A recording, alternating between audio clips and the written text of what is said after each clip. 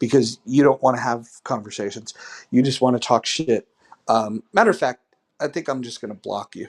How about that, you little fucking faggot? Uh, so what do you guys say about the five, like the five communities in the planet Earth that lived the longest, happen to have the favor of God? They believe. Atheists don't live long, probably because other atheists are killing them, but that's First, another story. first of all, Roger, you quoted Shintoism, right? Shintoism is a very different belief system than like your classic deistic or theistic Wait, hold on. belief Do they systems. believe? Do they believe in a God? It's not so clear that they 100% believe in a god. They Oh, believe in really? like, yeah, look up Oh, Shintoism. I have to Like teach you about yeah, Einstein. Shintoism. yeah. I'm actually looking it up right now. It's very clear that they believe in a God.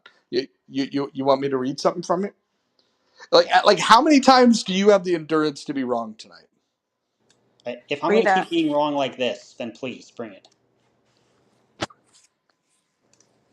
Well, let me read it to you. Jesus Christ! I can't believe some And of you and are. he, and here's the thing. Before you read it, my point is that there are plenty of places where people have very long lifespans and good quality of life, where they have no belief in God whatsoever. You're just confirmation bias, picking and choosing.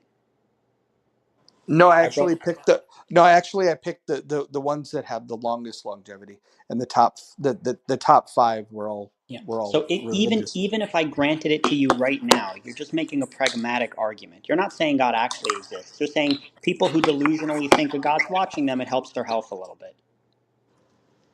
That's all you're How is saying. that any different from No, hold on. Listen, whether I, you got to understand. Do you even know who you're arguing against? Like, I'm not making the argument that this God exists or that God exists. I'm arguing that a God, uh, uh, uh, uh, you know, I believe a God exists. But more importantly, I'm arguing that the world is a better place because of a belief in God. Your primary argument is that somehow the world is a disaster because of the belief in God. And I'm pointing out to facts that when people believe in God, they have better outcomes. When they believe in God, forget about whether they're fucking look, you can't prove God doesn't exist. I can't prove God exists. But what I can do is I could point to you that if people believe like you do, they have worse outcomes than if they believe like I do. That's what I can point out concretely. So you want me to start going down the laundry list of like all the horrific shit we see on the planet because of people who most definitely believe in God? Yes, and we can. Yes, I do, and we can add those up. And if you can get to 100 million deaths, then maybe you'll win this argument. Go ahead, Yeah. add them But up. that's again, that's No, not what add I them have up. to do to No, demonstrate that please it's add them bad. up. No, Yeah. add them up. Add them Yeah. up. Add them Yeah. up. I Actually, this I'll make it easier for you. Why don't you add them up? And when you can get to the death toll of 50 million, which is what Mao killed in a 4-year period, if you can just top 50 million, then we can start entering into a bigger conversation. Can you even get to 50 million? Because an atheist like Mao got to 50 million in 4 short years. Yeah. And again, like I said, this is silly to rehash it. I told you that there's uh, different factors for how we designate harm, I not know just the one of the body things you count. said was free speech, and I asked you how free speech went under Mao or Stalin or Pol Yeah. Pot I don't know or why. or North Again, Korea. I'm It, not a it's Maoist it or a it or it a yeah, Stalinist. yeah, but those guys have something in common with you. They don't believe in God, and so your point is that somehow belief in God leads to these bad experiences. And in some cases, you get bad experiences whether you believe or you don't believe.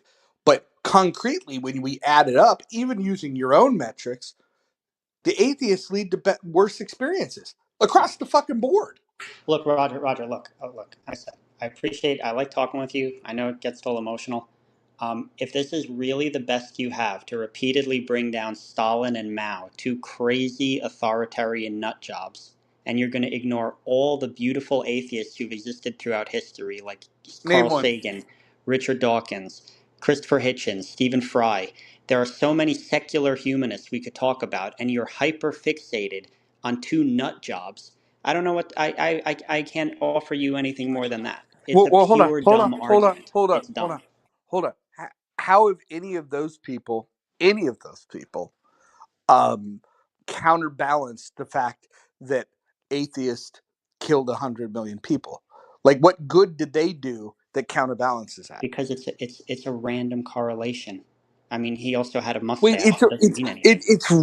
it's a random correlation that atheists don't value life as much as believers that believe that they're creatures of God.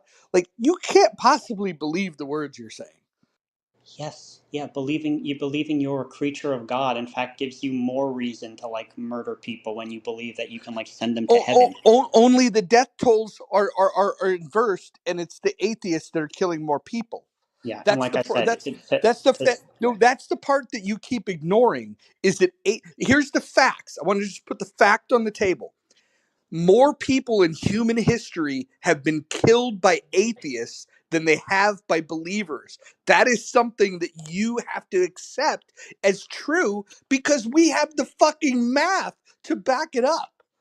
yeah, and I said this before, right? Abe, You're bringing me down people who are not secular humanists, right? You're bringing me down people who are like for authoritarian cultish how personalities that engaged in social engineering, how do right? I these agree with that. secular So, humanists how do these secular humanists assert that killing people is even wrong in the first place?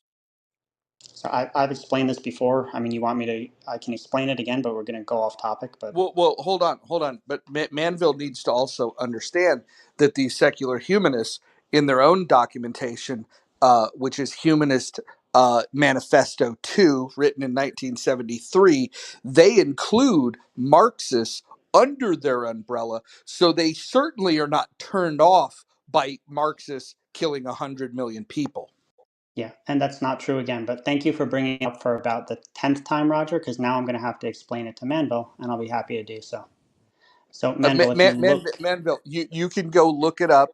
yeah, It's you it's absolutely human should go look it it, up. it's Humanist Manifesto 2, written in 1973, and you can go look it up. And if they don't mention that Marxists are under their umbrella, come back and sue me. Yeah. So, what actually is another red herring, which is that I've read this now for several times in the room, which is secular humanists in the 1970s.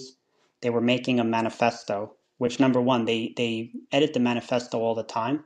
It's not No, like a they've only done. binding document. They've edited it twice. Yeah. They've written it And originally in the 30s. They edited it in the 70s, and then yeah. about 20 So years ago, they edited it one more time. So it's had yeah. two edits. So my point is that it literally says that this is like something that's open for editing, and a lot of secular humanists don't even go with the map. It's just the people who want to use it, they use it for a way to just like basically explain their core beliefs. And The can you point explain when and you can you explain their tolerance for murderous Marxists? yeah, so the point is when you read that the manifesto, secular humanists were literally saying it was a time when they were trying to get more numbers, and they said you can be many different types of humanists. You can be a religious humanist, you can be an atheist humanist, and you can be a Marxist humanist. So that's the quote that Roger's quoting, right? That's literally what it was, like a passing quote saying you can be a Marxist It humanist. sounds like you And just acknowledge that they include Marxists in their so umbrella. let me just finish my whole sentence and then you can say what you want. So the point is this: when they said that, right, that was in context of number one, like I just said, literally saying in passing the different types of humanism, which was preceded in the prologue, which Roger conveniently forgot to mention, where they literally go down a list talking about how the systems on the planet in different countries have been authoritarian and bad and dogmatic, and they denounce that in the same humanist manifesto. So again, saying that they They use the actually word don't denounce it, and Marxist, I welcome everybody to go read it. it's in the prologue. Yeah, just It's pin it for everybody. Humanist Manifesto 2. Go read Pin it. it for everybody. Pin it for And everybody. what's curious is they have no problem aligning with Marxists. What they have a problem with is aligning with people that believe. So this has nothing to do with whether And they God don't have a exists problem with people or their believing own either. belief system. They They're never just said that. See, Roger, they're now you're just just they're just anti-religion. yeah. They're, No, they, look, Roger, Roger. Now and you're the by the one way, lying. by the way, Look. They never They're said they're not okay with anti-religion, religious and people. they're anti-religion, and they created their own religion. It's the most ironic fucking thing that you'll ever fucking see. Look, Like, keep misrepresenting, because as the people go and no, read it, I've they'll welcomed realize what people you're to go saying read makes it no sense. themselves. I'm actually telling people, please don't take my word for it. Go read the Humanist Manifesto 2, written in 1973. You can read the first one, the third one too, but go read that and go see what they have to say about the inclusion of Marxists in their movement. 100%. I agree. You should go read it. Yes. Everybody go read it. Come back and ask me any questions you have. This is hilarious that you actually think that this is bad for me. That you're getting people to go read the Humanist Manifesto and you're like, I got you. This is Well, silly. yeah, This is pure silliness. no. If everybody in this room went and read it, that you would double Please, the numbers of people that have read it. please, everybody go read it. I'll be very happy if you Yes, do. please go read it. I We agree. absolutely, I agree. Please go read the thing that clearly outlines that they include Marxists within their fucking religion.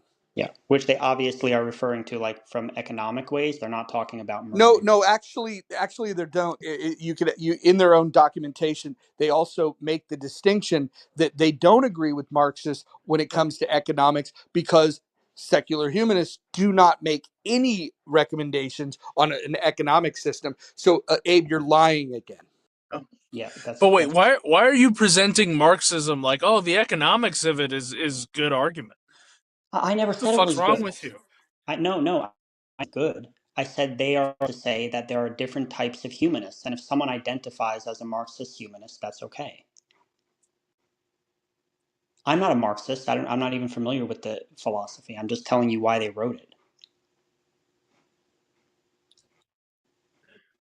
Well, why did you just make up this thing that they don't say about economics? Because the only thing they say about economics is that they differ from Marxists in the fact that they don't have any prescription of an economic system at all. So why did you lie and say that the inclusion of that had to do with economics? Why did you make that detail up? Because they're not talking about Marxists who say they want to murder 100 million people. But they're not talking about the economic piece because they make no mention of economics. They're very specific that they don't make a recommendation on an economic system, They and they don't. call out that that's how they differ from that. So why are you saying that when that is the opposite of what they say? Because I told you if you read it in context, they were referring to people who are. They're not referring to themselves. Jesus Christ. I You can't know believe I what? have to Like, explain this step by uh, step. Like you can read it I think this yourself. is what I think, honestly. I think you started from I hate religion to let me find something that also hates religion to okay, I found something. Now I'm going to defend all of the fucking craziness associated with my own new religion. Like honestly, like I sincerely hope somebody's listening that can reach out to you for an intervention and help deprogram you from this dangerous religion, this cult that you've joined. Yeah, I don't have a religion, so I'm not part of a You religion. see, that right there, that lack of self awareness. Okay, I think that's actually the interesting part of the conversation because you do have subjective values, you do make moral judgments on the world, you are informed by your parents, by your genetics, by your preferences, all up and down the line, and you act on faith all the time. So the question is, what do you actually place on top as your most important value that guides your life? And that's your religion. Yeah, that's not called a religion. Sorry to break it to you. That's not called a That's religion. that's whatever whatever God you have claimed to have strayed from or claim to not be there, right? Whatever you put there at the top of your hierarchy is functioning as your God. Manville, look, are you just quoting Jordan Peterson, or do you want to actually hear what I have to say? It's a fantastic point that I don't think that you can weasel out of. I don't need to weasel out of it. You're unless trying to unless pin you me. don't. Yeah. You are claiming that I'm religious, right? I'm literally telling you my worldview has nothing to do with gods, nothing to do with prayer, nothing to do with ritual, nothing to do with tithing, nothing to do with following leaders. It is the opposite of a religion. Okay? Now you want to quote Jordan P. snippets and go, oh, but that must be your religion too, the highest of your hierarchy. That's bullshit. I have subjective feelings about the universe. You can ask me about them if you want to, but I'm not religious. So now you're going to accept that clarification that I'm not religious, or are you going to try to gaslight me and say I'm religious? What'd you place on top of your hierarchy of values? What is my subjective hierarchy of values? Yeah. I don't know, probably top one is probably my self-preservation. Like I want to make sure I don't die. Okay, so your life is the most important thing. Sure. All animals are like that. They try to survive. Okay, but why? So to do with biology and genetics and your environment. No. But for you, why do you want to survive? Objectively, so I choose to try to survive, and then I try to live life and do things that are good for my physical and mental health. So Completely things subjective. that feel good. Sure. Well, I think what's good for your physical and mental health can be a relatively objective endeavor. Yeah, like you want to sleep well, you want to eat well, you want to exercise, stuff like that.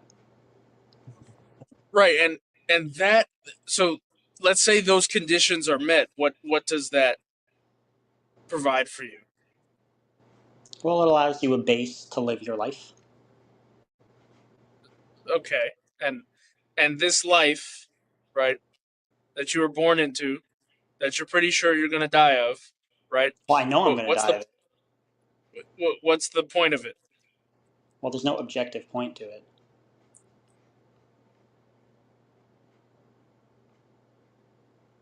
I have things that I So subjectively, but there's no objective point to it. so there's no reason to get out of bed in the morning. There's no objective reason to get out of bed in the morning. Okay. And the sum total of human behavior and everything that humans are doing and all of the uh, positive and negative interactions that you have with other people on the planet ultimately don't mean a damn thing. Well, they mean something to me in my life, right? They don't matter on a cosmic scale, but they matter to me. Okay, so as soon as you're dead, you cease to matter. Well, I will not be if when I'm dead, I won't know anything. So yeah, I won't be around. Are you sure about that? Fairly certain. Fairly certain. So you're taking that on faith.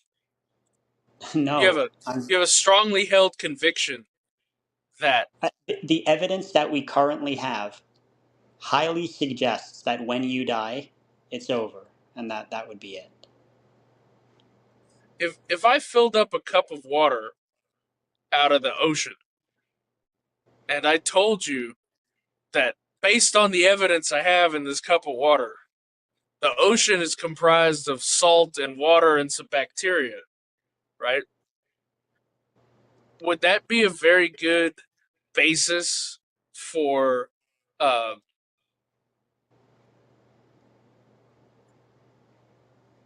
for making the decision that my understanding of the ocean's contents is good? It's not comprehensive, but it's a good start. It's better than no sample of the ocean, right? Oh, 100%.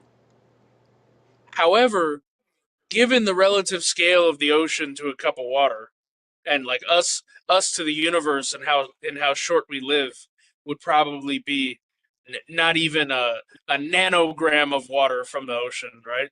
Maybe a molecule, Yeah, not I'm even basing it. I'm basing it scale. on the known laws of physics that I'm aware of.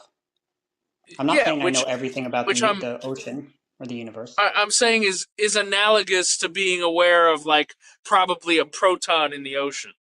Yeah, but it's better than nothing, like you said. But you're going to nothing, like you said. You've got nothing to live for. And not objectively, subjectively, I do. Because it feels good. Among other things, yeah. So I don't know what why that's a problem. Are you against what hedonism? set You're saying it what flippantly, like it's a bad thing. what set what set the parameters, right, in your dopamine and serotonin receptors and Okay, like hold on, in men. your But one very sec, one sec. DNA. Hold on one sec. I'll answer your question, but can we just we just went on like a long tangent. I just want you to kind of clarify before we continue. Okay? Do you accept that your phrasing telling me I'm religious was incorrect? Do you accept that I'm not religious now? No, I'm getting to how you're religious. Oh, okay. So you're still denying what I'm telling you. Well, I think you just worship creation instead of worshiping a creator. But I don't. That's what you're not following. I don't worship creation, right? You just said you did. No, I never said that, and that's dishonest to word that like that. I never said I Because worship creation. you worship yourself in accordance with your preferences, No, I never right? used the word Which worship, so stop using that word. I never said that. I you never said never I said the worship. word worship. I'm Yes. characterizing I'm characterizing the way with which you engage with your life and where you set your values as a form of worship Okay, so if you're going to play of your that created self. fast and loose with your words like Jordan Peterson, then there's no point in having this conversation because you're literally whatever I'm going to say, you would twist it into your little script and say, but you're worshiping. I really told you the definition of worship, right, and the definition of religion has to do with rites, rituals, tithing, faith. None of those things are present in my life.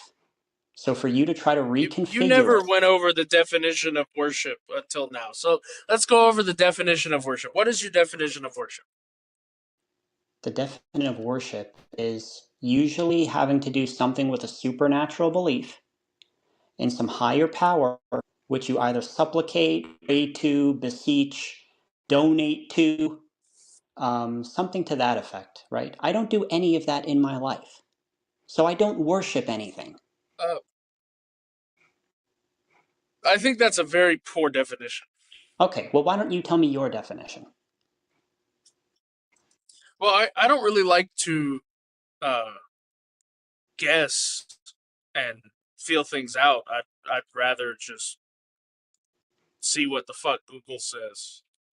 Okay, Uh, so now we're going to the go with fucking feeling Google? the Okay. feeling or expression of reverence and adoration for a deity, Okay. showing reverence or honor Okay. I don't with show reverence or honor reverence. to any deities, so sounds like I don't worship. You provide maximum reverence and honor to your own whims and desires. Your whims and desires serve as the That's the axiom with which everything in your life rotates. Yeah, that's not reverence and honor, okay? That is a practical necessity Then pragmatically what? Whoa, that I whoa, need to whoa, take care whoa! of myself. Yeah. It's a practical necessity for you to put yourself first above all other things. Yeah, how would I survive if I didn't like search out food for myself? I just told you that's I how would animals argue, survive. I would argue if everyone was like you, we would all be dead, and no one would survive. Okay, that doesn't follow either. So, like you want to make your Yeah, case, it you want to does. reset and start again because this isn't really going well for you. I mean, you're declaring that, but I mean, I guess that is to be expected. Is you are the ultimate arbiter of everything that is true and correct I because never said I'm the arbiter of you've everything got that's true nothing and else. correct. I said I'm the arbiter for Yes, you determining are. whether I'm religious or not, and I'm fucking You're not. everything that emanates out of you with only the information of the five senses that you seem to be to have available to you, unless you have some sixth one that you haven't shared with us, right? It is based entirely on you. You have a completely circular, faith-based system of worship of yourself inside your own mind. Yeah, that's not accurate. But look, I tried to explain it to you. Do you have any other question for me It's before we move on? you're declaring it not accurate, therefore it's not accurate because you are serving the role of God for yourself. Yeah, I'm the one who gets to determine how I label myself or define myself. And when I say that I'm not religious, Yes, because you're yeah, your own God. Yes. yeah, I'm not going to listen to some random fuck I guy agree on with you. Clubhouse telling me that I'm religious. Okay, you tried your best. You retorted your I Jordan mean, Peterson you're crap. you're just Good try. acting it out. Yeah, good try. I'm not really telling it to you. You're just acting it out. Yeah, okay. And like the fact that it tilts you is a little interesting Yeah. psychologically. Okay, now you're my psychoanalyst. Can we go to the But next person, please? what I'm curious about now is like your relationship with what created you. Like Nothing what created me. is that? Because you are awesome and you are God incarnate. You can do whatever the fuck you want, and that's awesome. But like, what gives you the right to separate yourself from your own causation? How did you work that one What out? kind of a question is that? Okay, look, this is really getting silly and stupid. Let's just move on to the next topic. I think you're out of your I depth mean, here. I think your discomfort is telling in because these are like not new existential questions that like have never been trotted over Look, if you before. have a clear question for me about my position of not being religious, I'd be happy to answer it. I, But I'm not going to do it this like Jordan Peterson crap, gaslighting me, telling me that I'm religious. So if you have any questions for someone who's non-religious, I'd be happy to answer them. oh my God, you really care about like words. It's like the words that are triggering you. Okay, so I'll just change the word. Will that make it better if I just change the word?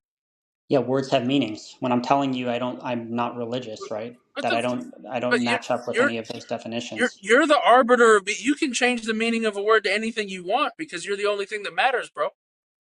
I never said I'm the only thing that matters. Oh, you're not. No, I never said that. So what else matters?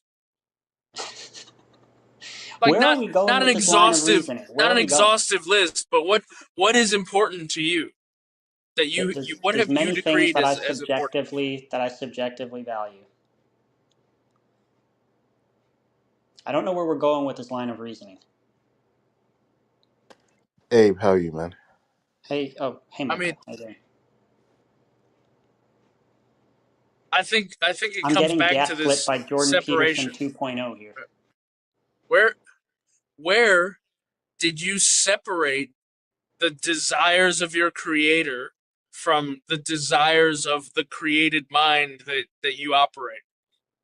Okay, Manville, look, I'm going to have to go soon. Let's reset, okay? Let's just reset the conversation. Do you have something you want to ask me? Somebody who's a secular humanist atheist? Are you a created being? I don't know. That's a good question. I do not know. Manville, I'm Oh, so curious. In you're good wow, faith. you're really powerful, dude. You can self-actualize in the fucking universe in the middle of a bunch of that's No, nuts. no, Manville. Here's the thing. Look, I'm happy to answer your question, but you have to actually genuinely be asking me. If you want me to explain it more in detail, I'll do it. When you Well, I said mean, to me, "Are you a created being?" and I said I don't know, you're but asking a deep question how can about I physics, and I don't know the answer. It may how be can that I we're created. It may be that we're not. It may be that how can I matter and talk energy are never created or destroyed. how can I talk? Whoa, so are you an arrangement or are you a thing? Are you an arrangement of things or are you a unique thing I'm an with a arrangement name? of matter. Yeah. You're an arrangement of matter. Yep. Okay. And if you arrange matter to create a thing, what have you done to that thing? I just said I don't know whether we're created or not. We may If be you created, we arrange may not be matter, created. if you arrange matter to create a unique thing, what have you done to that thing? Manville, 1 second. I'm losing the train of thought here, right? So, like, are you talking like biologically? because like the immediate cause No, for all of us, I'm talking physically but because he wants but to talk about physics. but physically, the current arrangement that we are in now is like dependent on genetics from the generation before us, right? But and I also have this point to make because if I took you, Abe, and I split you up and completely atomized you, and then I threw you back together in the same place, right? You wouldn't exist anymore. What do you mean? The matter would exist. Whether you call it me is a separate question. Right. The matter But would exist just Abe in wouldn't physical. exist, right? Because you have to contend with this dilemma, which is that you yourself are not the vehicle that you're inside necessarily. It's a big part of you, but you're not necessarily the same thing. That doesn't I think follow. I understand what you're saying now, but there's also the other perception that the you is just an emergent property of the material. Did you get that, Manville? But the if the material was dissipated and then reconflagrated together, the you that would materialize from that assertion would be a different you than the you currently are. Yeah, but that's purely hypothetical, right? Because like that rearrangement has never occurred. Yeah, you're asking like Yeah, as philosophical physics questions that we don't know the answer to. right, which is It why should, I was getting to the but you do assert that you exist, right? Or are you not sure about that either? it Are we? doesn't say anything interesting to make the assertion that you exist. But I think the It's we're problem having isn't that one like second, man. But I think we're having a conversation of like, how do you exist, right? So does the you exist externally, and then it exists externally, this you, and let's say you become part of the matter, or is it just an emergent property of the matter in which there is no opportunity for that separation and duality that you're talking about? but are Abe, do you assert that you exist or are you not are you uncertain? Manville, here's the thing. Here's what I want to do, just for fun, okay? Do you mind just going to the end of your Jordan Peterson script and saying there or what? I'd really like to hear what you're trying to imply by all this like dish galloping around the place. Just please get to your point, okay? Just please get to your Oh, point. What are you you trying to found a say? way to use Roger's favorite word. Congratulations. Roger took it from Uh, me. I'm the one who used dish gallop first. I didn't hear that. Ridiculous. Okay. The point is this. Can you just get to your Man, point the and make your God point? complex is fucking. Yeah. Can you You just are get a to your fucking test case. Yeah, can you just get to your Uh, point though? yeah. I mean, it. I guess I understand why you find it difficult and you reject the moniker of religious because you're not even sure you were created or you're not even sure you're here. No, what I would say is, I told you, religion has different definitions. Mainly the way they're used do not apply to me at all, so I reject them. Now you're asking me open questions in physics and philosophy, such as do we exist, things like this. I don't know the answer to these questions. I don't mind discussing it with you if you're interested in the topic, but they're completely irrelevant to me being non religious, and they're completely irrelevant to demonstrating that a God exists, which is what you're supposed to be trying to do. I mean, you have a cross on your profile, right? Why do you think God exists?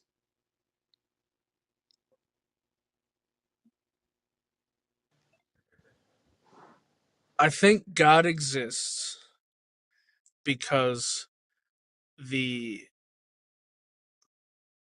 feelings, the experience, right? The experience of the physical world is beyond heat, vibration, and entropy.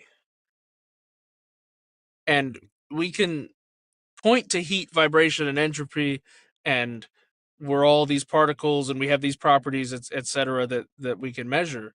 But there is a sum of the parts that is greater, and that's the faith. The faith is in that the sum of the parts is greater. than their measured value. Okay. So I'll try to And put it on as on this religious thing and on this definition of a religious thing, right? Uh, a belief or a practice, right? Forming someone's thought about worship of a divine being. The only thing that I think we'd argue about is your you would reject that you're asserting yourself as to be divine, but I would suggest to you that the way we use that word, you are asserting divine properties onto yourself yeah. in this, Well, and number one, that's what makes your belief system function like in the place religion functions in other people who explicitly ascribe to a an orthodox rules based religion. yeah. So number one, um, I never said I was God or godlike. I never used the terms. So I don't know why you use that. I mean, you're But just running around determining what's right and wrong and what ought to be and what should be done. Yeah, yeah. no, it's not just One me second, solely Manville, right? Can determining. I just ask a question, right? And I don't mean this to be insulting at all, right? And maybe I haven't heard your voice often, right? You sound like you're slurring a little bit. Like, are you drinking whilst we're having this conversation? I'm not drunk, but I am tired. I know, but that wasn't that wasn't the comparison. It's drinking. Are You you asked But if drink? I'd been drinking, and I told you I'm not drunk. That was the first thing I said. Yeah, okay. Which doesn't say anything, right? You not being drunk doesn't mean you're drinking. I'm not drunk either. No, Manville, did what you my have point any is drink that at all like tonight? my point is that like why are we No. having the Oh. worst philosophical conversation ever if you're not drunk? Oh, because earlier we were having the worst fucking conversation with an atheist ever. But we're having it whilst you're drunk, I assume, or drinking, not drunk. No, So I the don't point think. is this. Were you here? Were you here earlier, or did No, you just get from here? what I've heard, Oh, it's just terrible. Look, I'll just try to sum up and answer you the best I can, Manville. When you said you have faith that the system is more than the sum of its parts, okay? That's kind of, I'm paraphrasing what you said, okay? So here's the thing. The way somebody who's scientific, the way their brain works, is when they add up 1 plus 1 and they get 2, they just go with the fucking sum. They don't say, I have faith that this is 4. So the main reason why I'm non-religious is because when I look at the universe and I see the universe as matter in motion, I'm just going to assume that's probably what's there. And if anything comes up new and eventually we find the man in the sky smiling at us, that's the time I'll believe in a God. The time to believe it is when it's warranted, not when we then jump why to the don't you conclusion. act? Then why do you act counter to that all the time? You're just making another assertion. Why are you saying I act counter to what? I don't believe that you behave in the world like that's true. Well, surprise, I do. So your mother, right, is just as valuable or not valuable than any other collection of people formed into a human. No, that doesn't follow. Why would you Go think that go back to follows? what you Do you just just said, like to that make one plus assertions one. randomly? You just said that 1 plus 1 equals 2. So your Right. mom is some carbon-based life form on a planet, no different or more valuable or less valuable than any other one. Look, she's not objectively more valuable than anyone. Subjectively, I may value her more. Subjectively, I may value her less. It depends on my subjective experiences. So again, this is adding up 1 plus. If we're going to use an analogy, right, and you're saying 1 plus 1, I don't think it was a mathematical analogy. I think he was saying, right, that if he was driving down a highway at 30 kilometers per hour, right, and there is a sign down the road that says 50, he's not going to take on the 50 until he sees that sign and that there's a legitimate input.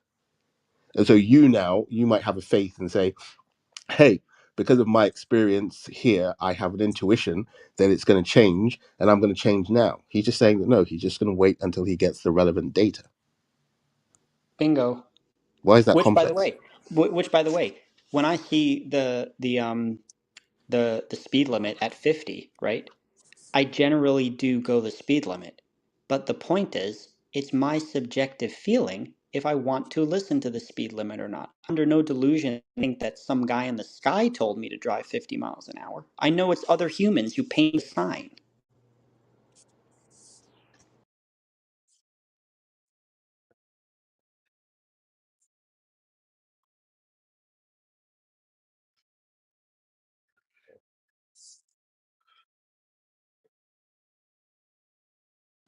But Abe, why are you doing God's work? Like you were doing this yesterday. God's work? It's a turn of phrase. Oh, I'm sorry. What's the joke? No, like why are you having these debates with people who are not listening? Yeah, that's a really good question, Michael. I mean, I think I tend to try to have them because I do think there are people who are curious in the audience. Yeah, but Um, Lord, okay, fair enough for the observer. but to be Man, fair, the amount of people who I've been with who seem to be honest interlocutors, who will give me time to make my case, who will not man or gaslight, very few. I think people who are religious, oh, like yes, you've been terribly gaslit and abused through all of this, Abe. It wasn't brought on by any of your shitty takes earlier at Yeah, all. you tell me one of my shitty takes, please. I beg you. Holy fuck! What was all that shit with Roger? Fucking Say it 30 clearly. minutes ago. Tell me what it was. You somehow still latching on to like maybe the greatest lie of the 20th century that flips uh literally inverts the good guys and the bad guys like for the purposes of controlling, subjugating and leading to the deaths of millions of people. And then sitting there and backing it up as if all of the scientists and all the physicists and all everything, all the evidence simply points to this being an obvious fact that no one can argue against. Yeah, the overwhelming majority of scientific evidence and consensus points to the fact that there's no God that created the universe. Certainly, it seems that it's all naturally occurred and that it occurred through natural causes. That's a fact. If that's my bad take, please give me more bad takes. I want to know. You don't know what the cause of nature is. I You're don't know not what going to meet the the cause of cause. nature. The cause of nature is outside of your box. You're never getting outside of the box. You're never going to be able to make that assertion. What? I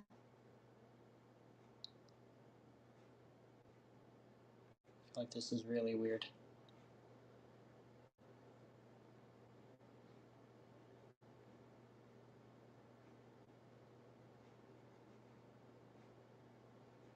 You're never going to be on the outside of the universe looking at the universe. Okay? I don't know if I will be or not. I probably won't. Why is that relevant? Because you are inside of the universe, observing the You are too. universe, You are looking too. around, saying, "Okay, everything in the universe appears to be inside the universe." It's like, wow, what a fucking discovery that is. Yeah. That's really profound. Therefore, there's definitely nothing outside this universe because all we can see is inside the universe. I never said there's nothing outside the universe. What I said was there's no evidence that there's a God. That's what I said.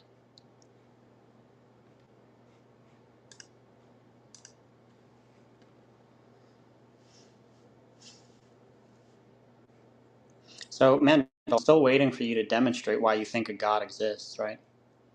That's is If faith, there were evidence that not there is a verification. God, it wouldn't be a faith that there is a God. It would be knowledge that there is a Oh, God. so you're admitting there's a difference between faith and knowledge. Good. That was the first honest thing you've said tonight. Thank you. Thank you for admitting that. So, not admitting that you don't have knowledge that a God exists, you have faith. So, let me ask you a question, Manville. Why do you need to have faith? Why, if it should be pretty easy to show that a God exists, just show it then.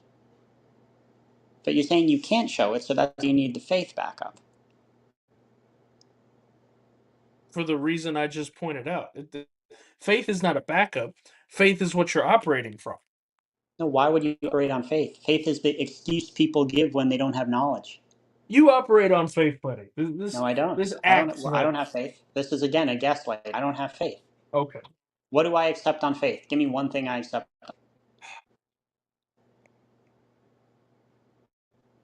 That's right. I You have don't nothing. not quickly no because I want to come up with something that is actually going to cause you to. Yeah. I'll That's save you what the it. search, What do right? you take Because on faith? I don't use faith in my life, so I don't have faith in anything. You don't have Faith faith in is anything. no.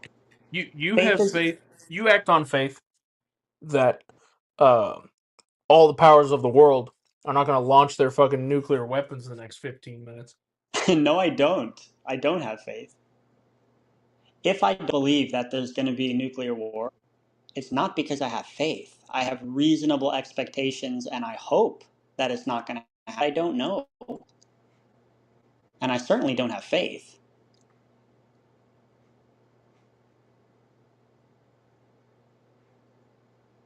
Faith is essentially, right? Faith is essentially belief with no evidence. When there's no more, when there's no physical evidence, no indication, no science, is when people say, Yeah. I have faith. You have faith that nothing happens after you die.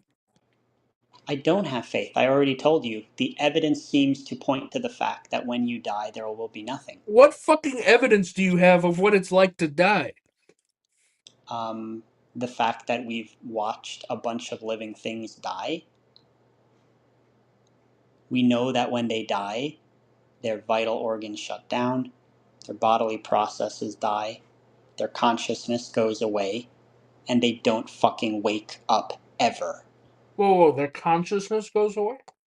That's what it seems to be. You measured consciousness?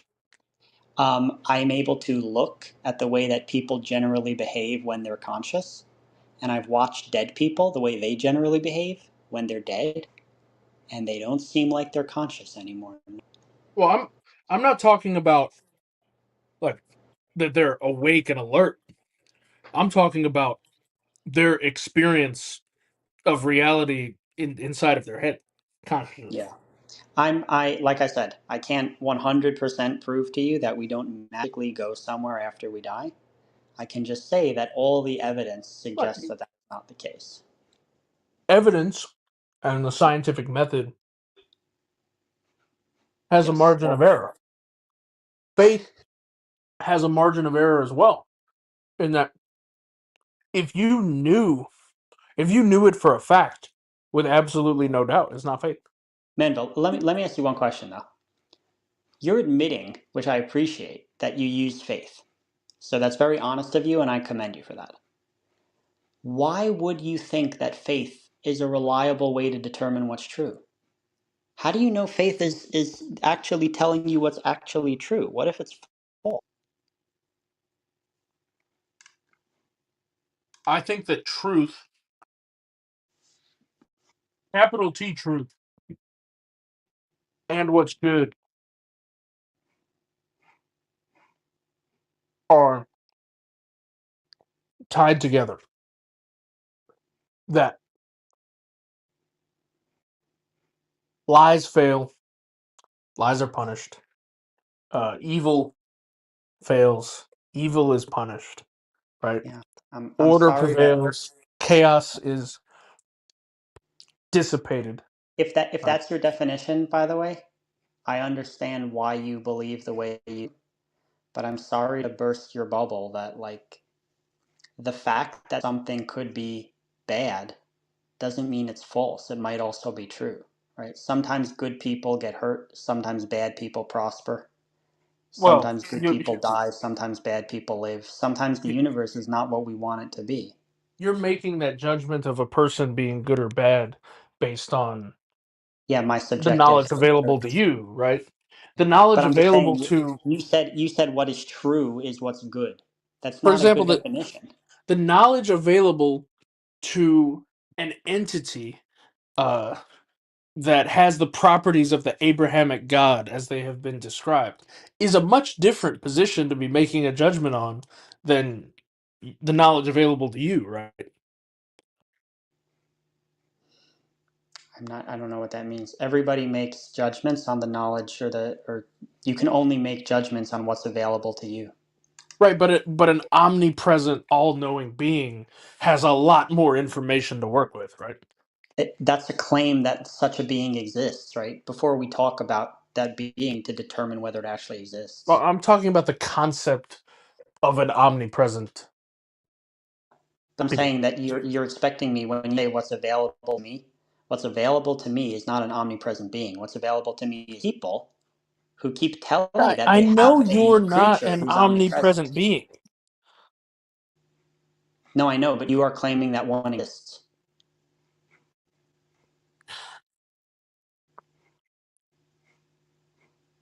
Look, why am I having this conversation with you now?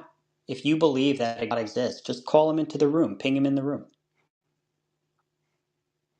You know, He I he think the wasn't already he well, wasn't already there. you know, I think the weirdest part of this conversation I, is yeah. that is the hang up on whether or not God exists.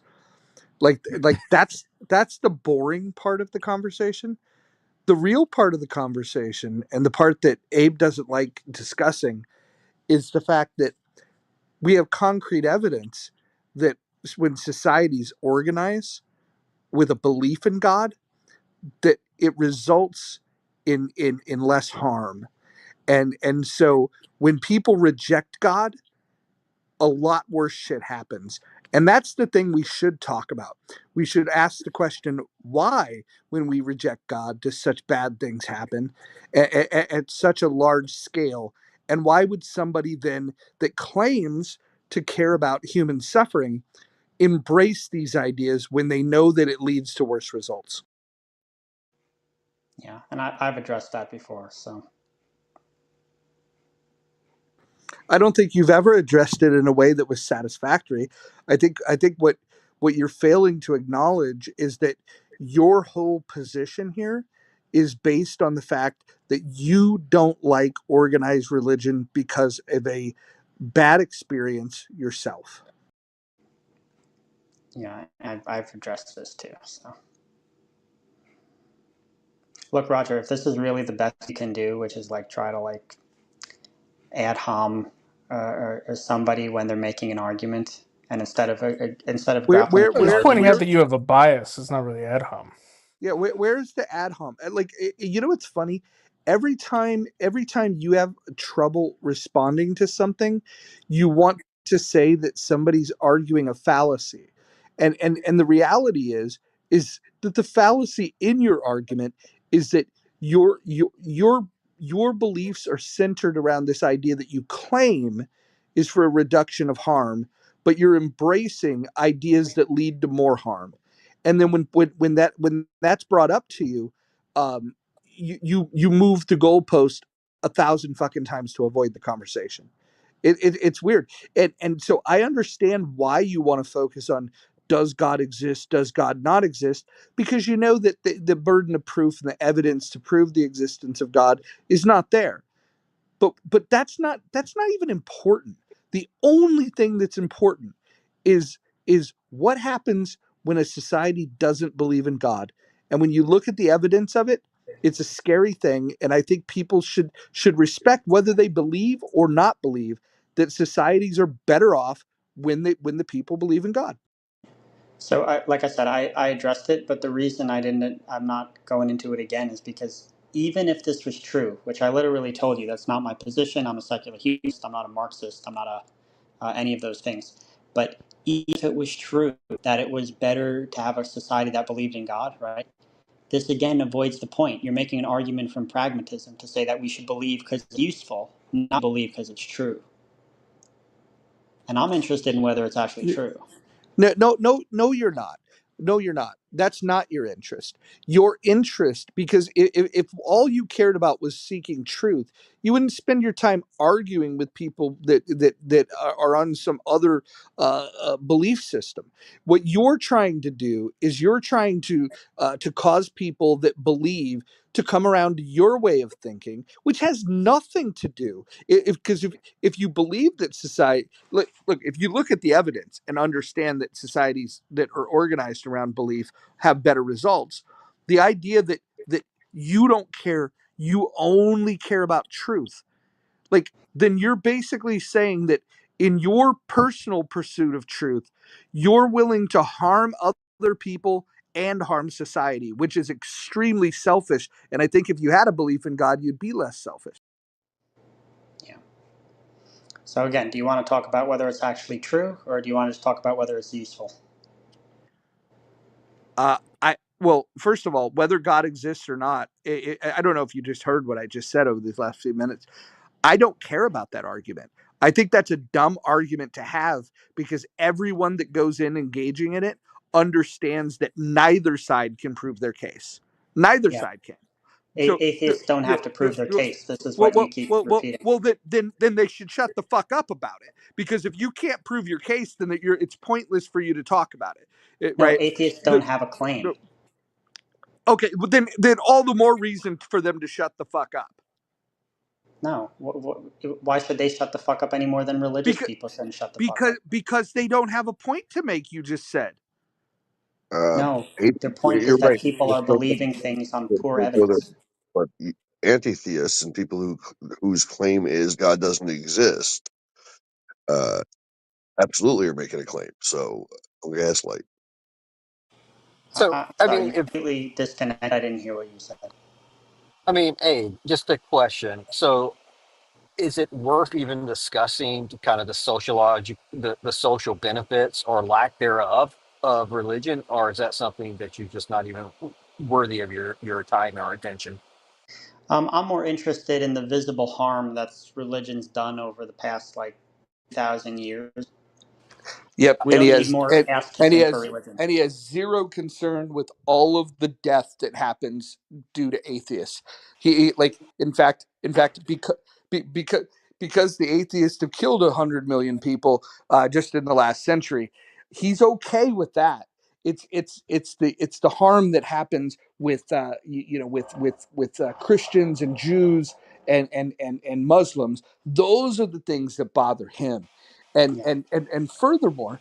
furthermore, when you point out the death, he'll make the point that, well, that's not the best way to measure it. And then what he goes to is, we should measure where would you have more free speech, as if these atheist societies that have organized offered people free speech.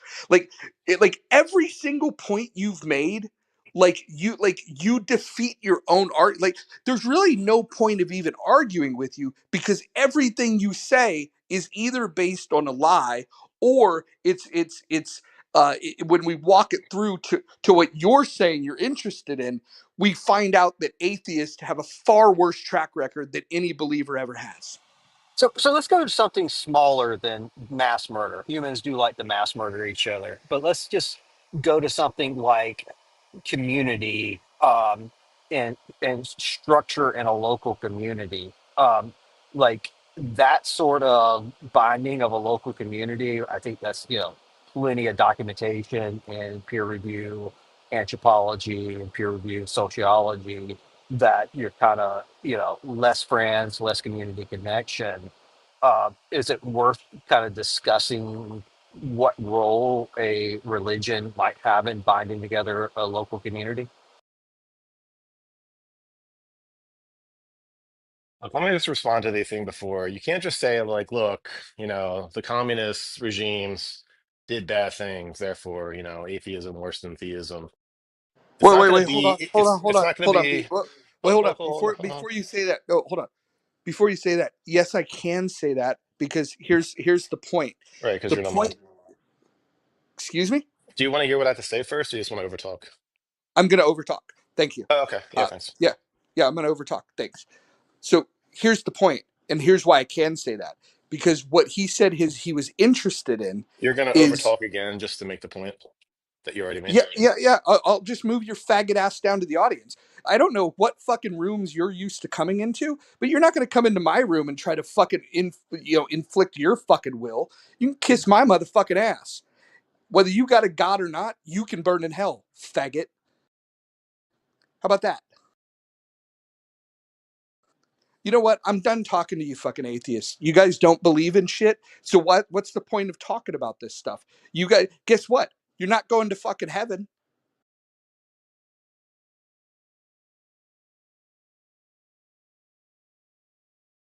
Go ahead, talk amongst yourself. Make your stupid atheist arguments. And Tupac 420, here, how about this? Here's what I'm going to do to you, you little faggot bitch. I'm going to go ahead and not only remove you from the room, I'm going to post your I'm going to post your faggoty ass fucking thing at the top of the fucking page, and then all of the fucking people in the room are going to fucking make a choice whether they want to block you or not. It's called a block party. So that's what we're gonna do to you, you little faggoty bitch. So that's how we play this game.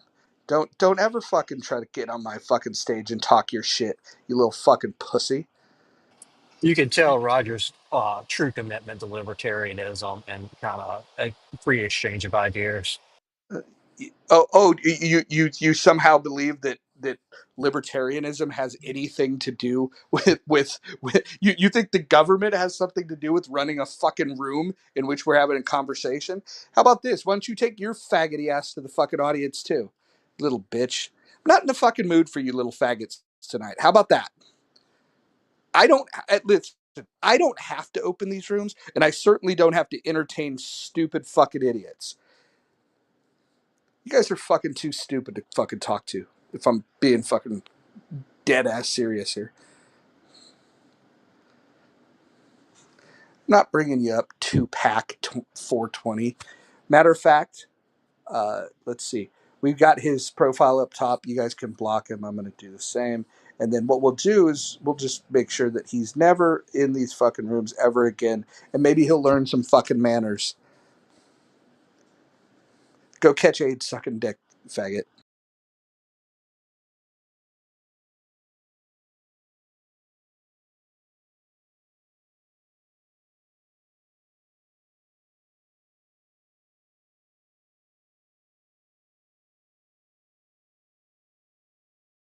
Yeah, maybe next time you won't fucking try to be so goddamn bold. Roger wants a circle jerk. Oh yeah, that's why I fucking spent fucking hours fucking arguing with fucking idiots. Like Brent, you don't even know what the fuck you're talking about. How about this? Goodbye to you two. Fuck you, This is why we can't have nice things, Roger. dude. I'm telling you. Like I I used to think that fucking arguing with atheists was like, oh okay, you got your worldview, I got mine. The more you talk to them, the more you realize that they don't even believe what they're saying. They don't believe what they're saying. If they come at you and tell you that they believe that humanity and human rights and all this shit, but then they can't denounce the people that are the most dangerous in this world, like what the fuck are they even talking about? Like honestly, like bring a fucking nether flood. Like you know, like here's my prayer to whatever God fucking exists or doesn't exist. If you're paying attention to this, these non-believers down here, they co-sign with fucking Marxists. Marxists kill a lot of fucking people. If we're your creation, you should save us. Maybe send a flood and kill the atheists. Thank you, God. In Jesus' name. But Roger, that makes perfect sense. That's precisely why a society organized around atheism is dangerous, because everything is subjective. People may kill in the name of God, but it's unless you're talking about Islam, it's a perversion of what religious people believe is right. So when people kill in the name of God, it's a perversion of religion, and therefore eventually you would hope it resets, and the good people who understand what religions actually say will get back into control. Well, but here's the bigger point, right? And this is what I think this is why atheists always lose debates. It's why they've never, ever, in a single instance, have ever won a debate on Clubhouse or anywhere else. Is that they miss the greater point. The greater point is it's not about whether God exists or not. Like, if they're hung up on that, they're certainly never going to prove that. They're certainly never going to prove that God doesn't exist, and they know that the believer's never going to, convince them that it does. The question really always should come down to: is the world a better place with religion? Which the answer is clearly yes.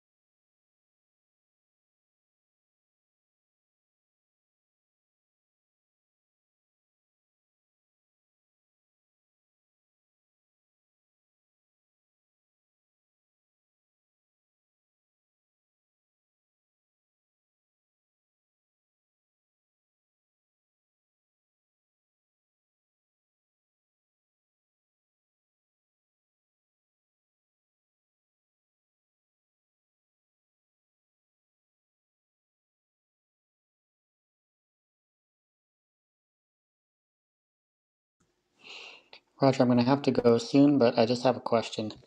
When you were joking, or when you were talking to Jeff before, did you really mean that you would pray that God should kill the atheists, or was it just like a joke?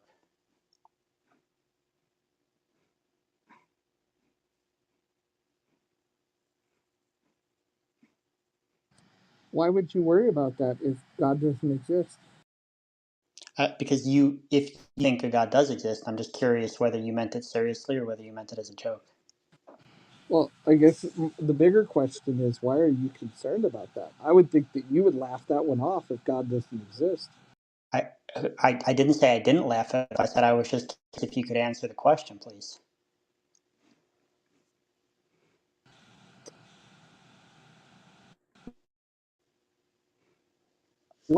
It's fun to be provocative in the fact that, and call out the hypocrisy of these so-called atheists. It's not that you don't believe that God exists. That's not what the center of your belief is. The center of your belief is to reject religion. And so I would suggest counseling. That's what I would suggest. I don't think we need a flood. I think what we need is counseling for atheists. All right. So you think all atheists need counseling, or just some? All of them for sure. Oh, all of them. Wow, that's very nuanced. No, it's not nuanced. It's very. There's a mass psychosis that's going on. A mass psychosis of asking people to demonstrate their claims. No, of ignoring the fact that atheists have brought more harm, and then gaslighting the world to try to make an argument that religion has caused more harm. Oh, okay. It's to me, it's the lying that I have a problem with. Yeah. So even after I've multiple times told you that I don't agree with anything that happened in Marxism, you're still going to say that I'm an atheist that supports Marxists? Is that it? Well, atheists have proven to be more destructive than all believers. Period. And I just want to point out, suggesting that atheists don't have a claim is just false. Agnostics may not have a claim, but atheists claim that God doesn't exist, which is something they can't prove either.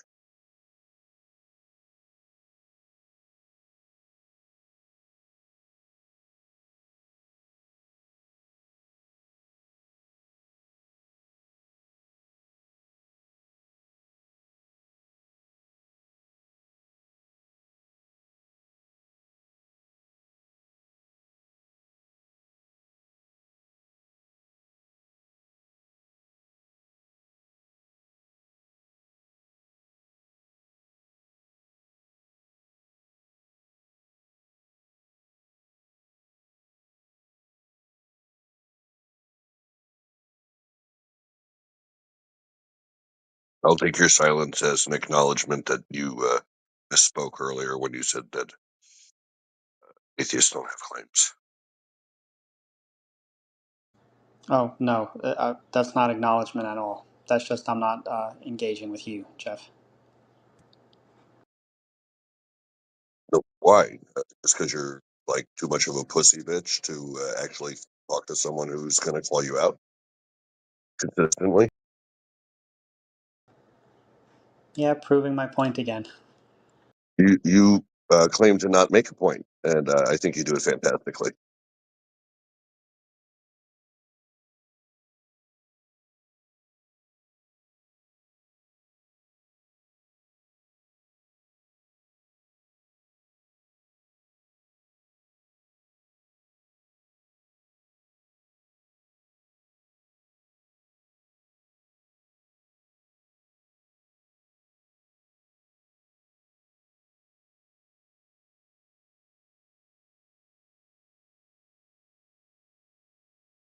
I thought you had to go, or was that another lie?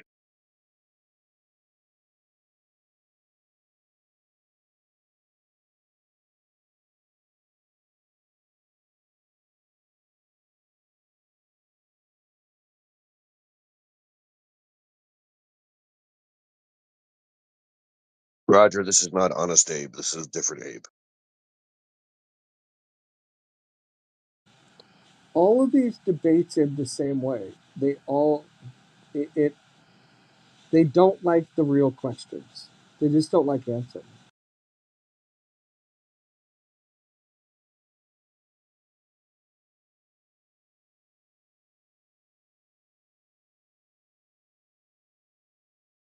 But don't call him a faggot. I think that's an insult to the faggots. Oh, I when I say faggot, I don't mean homosexuals. Okay, good, good, good. I thought that was offensive. So, do you want to like actually have a discussion, or are you gonna have like a mental breakdown again?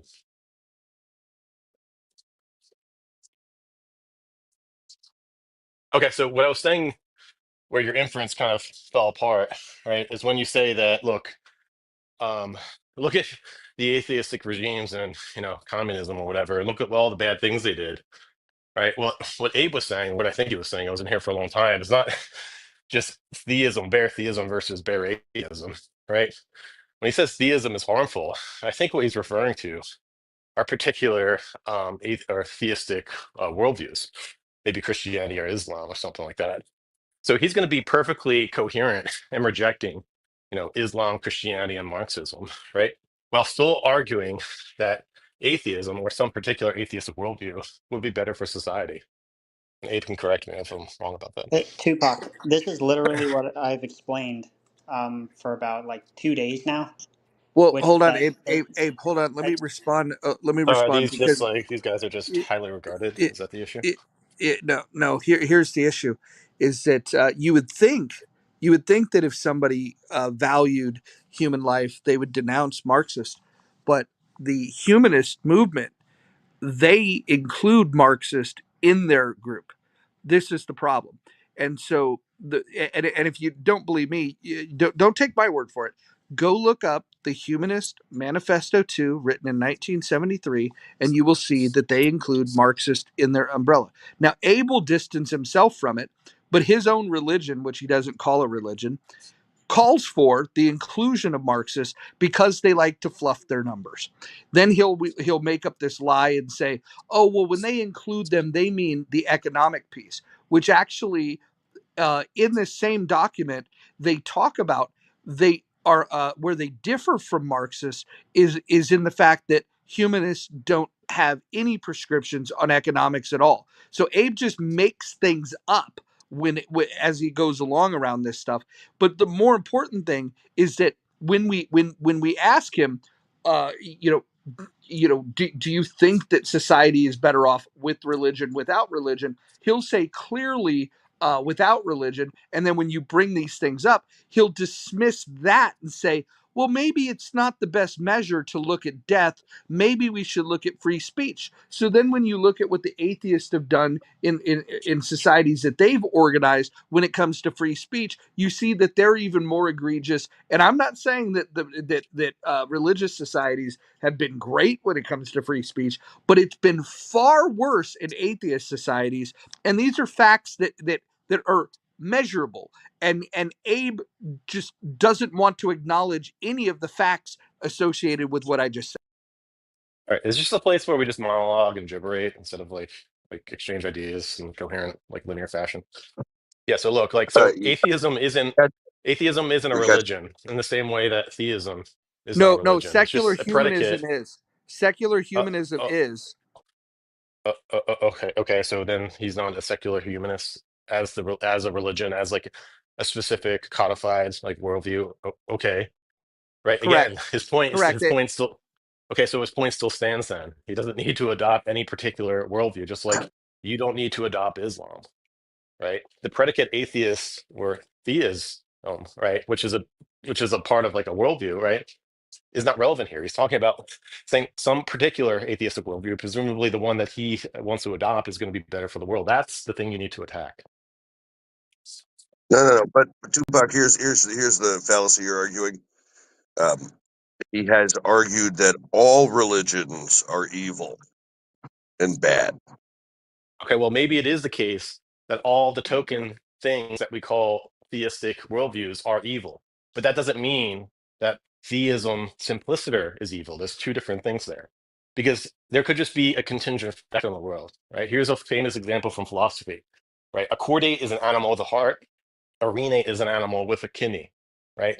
It just so happens that all renates are chordates, but that doesn't mean that a chordate means that you're a renate. Okay, it just could just be a coincidence that all the theistic worldviews are bad.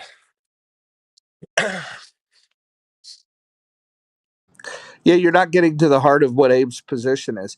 Abe believes that because, and these are his own words over the last few days, Abe will tell you that because he believes that a God doesn't exist, that it's his duty to spread the news that God doesn't exist, because he believes that it's bad for people to follow this lie.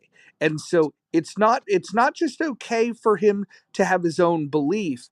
He is on this mission to deprogram people from their belief. Okay, so again, Can I, like if we're talking about, Tupac, can I just respond a sec? yeah, Yeah. sure, of course. So the point is this. I don't know if you've ever read the Humanist Manifesto or whatever. Rogers brought it down several times over and over again.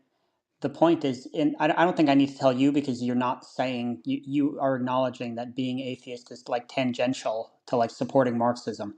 But since he keeps bringing down that they wrote it in the manifesto, I'll just say quickly that number one, I've said before that if you actually read it in context, it literally says there are different types of humanists. Some are secular humanists, some are religious humanists, and some are Marxist humanists. Like literally, Yes, that's all it is. It's in correct, passing, right? correct. Talking So about a they time in history so when they were so pointing out they they, so yeah, they include Marxists within this umbrella. And in context, it was written in 1973, where they have the benefit of hindsight to understand how dangerous Marxists are, but they still decided to include them. yeah, Go ahead. correct. So the point is, when the fact that I'm a secular humanist, right, and the tenets of secular humanism literally are against like authoritarianism, murder, violence, where it actually literally says in that same manifesto in the prologue, which is like the last century for humans have had like countries that were horrible and murdered their people. It literally says that right there, denouncing it. Roger just conveniently forgets about that part, and he goes straight to the fucking Marxist part and like hyper focuses like a bulldog on a bone. And that's all I've been trying to explain, which is that the fact that they wrote the word Marxist doesn't mean they agreed with murdering 100 million people, certainly doesn't mean I agree with it. And all I can do And would is, you agree that 100 million people killed by Marxists in the last century is more death than any Christian has ever caused this world? and I've given you reasons why that Probably. is. Yeah, I've given you reasons why that is, from like advanced weapons that they didn't have in the 1300s to burn witches. So the point is, just saying body count, right, is going to be a poor No, predictor no. for what we Okay, call so harm. great. So then your next point was free speech. Which Christian society do you think had less free speech than Stalin's Russia or Mao's China? Which is funny because his original point specifically was he brought up that religion is responsible for more death than anything else in the world, in world history. Yeah, Yeah. that was his And, first point. and again, bringing down other countries that like aren't free doesn't mean I agree with them, right? You have to, like Tupac said, you have to contend with my argument as a secular humanist. You can't bring down other things I'm not going to agree with and say, oh, therefore No, but atheism is bad. if the I don't center agree of with your those neither. if the center of your argument is that religion is bad, and then you give examples of how it's bad, your original premise being being the death that it causes, and then when we point out that atheists actually cause more death, now you want to distance yourself from those atheists, but you want to lump all believers into the category of the people that are murderous, and then Roger, I just went over and, that. and then when hold on, and then when you can't win the battle of the death count, then you want to say, well, that's not a good killing people's not a good way to look at bad. What we should look at is who's got free speech restrictions, and then when we look at that, then you want to run from that. What's the next metric you want to go to that you'll lose on? Yeah, the metric that I'd like to go to is when I say it's bad, right? You are trying to connect some causal relationship between atheism and like horrific human rights violations. That was your original point. N- uh, We Can were you having a perfectly fine conversation having nothing to do with this topic. can you You please you stood up and said, "Hold on, you're not talking to me." Remember, you stood up. can you fucking mute your mic? I don't give a shit about what you say. I'm No, talking to no, Roger. you're not talking to me. You forgot. Yeah, You're not coming I'm to your talking to values. Roger. Roger, can you let me respond? Your original point when we were having a Can you perfectly let me fine respond? I'm not talking to you, you junkie. I'm existed. talking to Roger. Roger, can you mute Abe because No, can you he mute Jeff? Jeff is the one interrupting. I'm the one trying to respond. no, just not interrupting. Hey, Jeff how is about this? I'm gonna take my hand off the wheel and let God be in charge of what happens here. that's Anyway, not true. original point when you hijacked No, this that's not conversation true. Jeff, ago, shut up. I'm not interested to that talk with in you. I'm fact responding to God Roger. believes are responsible for more death I'm than anything responding in to the Roger. world. And apparently you can't even let me speak. So I you're don't know why demonstrating you're talking. I'm not you are interested to demonstrating talk that with you. atheists don't believe in free speech right now. I'm not talking with you. You can talk after me. I'm responding to Roger. I did speak after you. Okay. So, Roger, the point is that when I said, when you said atheism bad, you are still saying that there is some type of causal link between atheism and like harm. And what Tupac was trying to explain, what I was trying to explain, is that nothing in atheism necessarily entails what you're describing, the harm you're describing. Whereas in religious books, which is like enshrined in their quote holy scriptures, it literally talks about murder, rape, torture, non separation of church and state. All these things is very different than quote Marxism or quote atheism. Nothing in atheism follows logically that you should do any of the human rights violations you're describing under Stalinism or Mao. Incorrect, because atheists are moral relativists, and so if you don't believe that it's objectively wrong to murder somebody, then this is how you get to the result of 100 million people killed in the last Oh, century by the way, I'm by sorry to interrupt. That's by another thing you forgot to by say. You keep atheists. saying atheists are moral relativists. That's not even automatically true. It happens to be true for me, but there could be atheists who are also moral realists. You also threw that out there. You say all atheists are moral relativists. That's not true. The Marxists that killed 100 million people that were also atheists also share your belief in moral relativism. I know, but that doesn't follow logically. That's what I was trying to explain. Tupac, What you want to follows interrupt your time? logically is that is when you don't believe in objective morality, bad things happen. It's like 100 million people dead, and so your belief system is correlated heavily with much more death than Christianity, Judaism, and Islam combined. Yeah. So having a I wouldn't call it belief system, but having like a set of my philosophy, which literally talks about like brotherhood between humanity, nonviolence, human rights, and you're going to say that that's dangerous. So that's, I mean, that's all I can do. All I can do is present what I'm feeling and Feel say the it. brotherhood that you in my direction, Abe. I do feel it.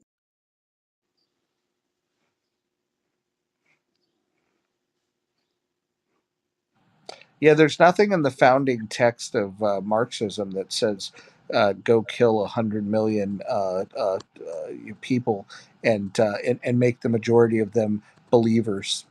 But here we are. It happened. Yeah, there is something in the founding texts of religion that say to go murder people. Should we should we look at There's those verses? that to turn the other cheek, but you don't like to read founding text. You were the one that admitted yesterday that you didn't even fucking read the New Testament. I didn't. I said I didn't read it as much as the old one. I read the New Testament. Actually, your words were you weren't familiar with it. I said I wasn't as familiar with it. But Again, to, how is but this relevant? but The tonight you're text an itself. expert on it. Tonight you're an expert on it. No, there are good parts of the Bible and there are horrible parts of the Bible, Yeah, right? and The every big, part of fucking secular humanism is fucking horseshit. yeah, that doesn't follow either.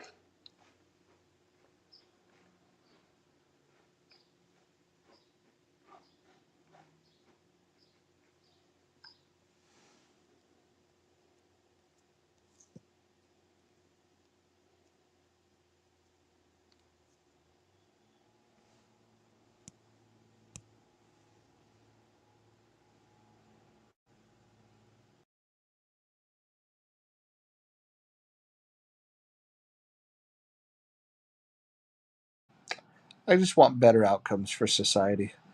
And it's measurably true that religion leads to better outcomes more often than not believing. This is measurably true.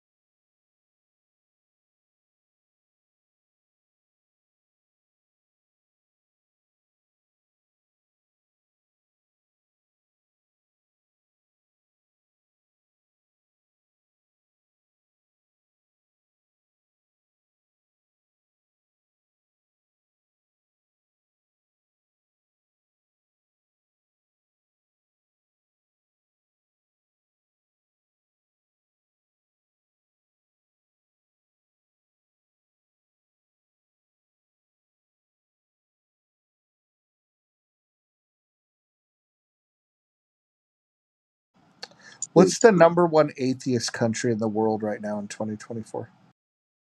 Korea, China.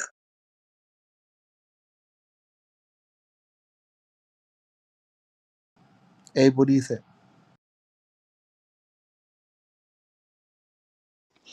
We say number one compared like to what?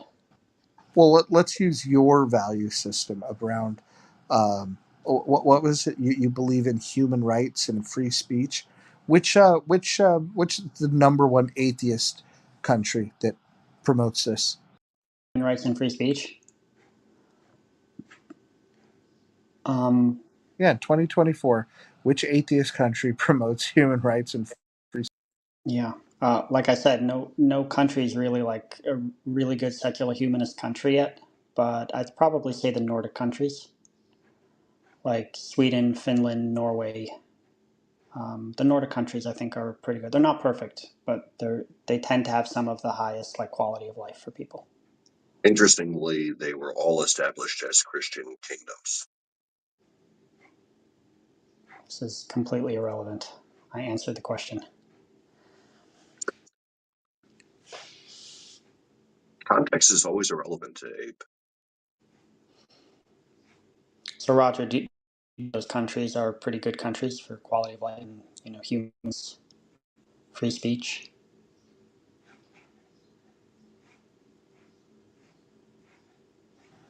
Well, I reject your claim that they're secular humanist. Just when we think about them historically, the majority of the people in Nordic countries were Christian. Right, but you said now. You said like if I told you now, there's no perfect secular humanist country because there's never really been a secular humanist country. But these countries that are kind of close to it, they do have pretty good like human rights Yeah. record, stuff like that. Yeah. So let me ask you this because I'm not interested in in the truth claims of religion. I'm more interested in the way that societies get organized. So let me ask you this: do you think that Nordic countries celebrate religious practices and cultural traditions? Let me ask you this: which of these countries doesn't celebrate Christmas? Really? Come What? Is on, this Roger. serious? Which of the countries don't have atheists in them that you call Christian? I just I Don't have asked a the cross question. in their flag.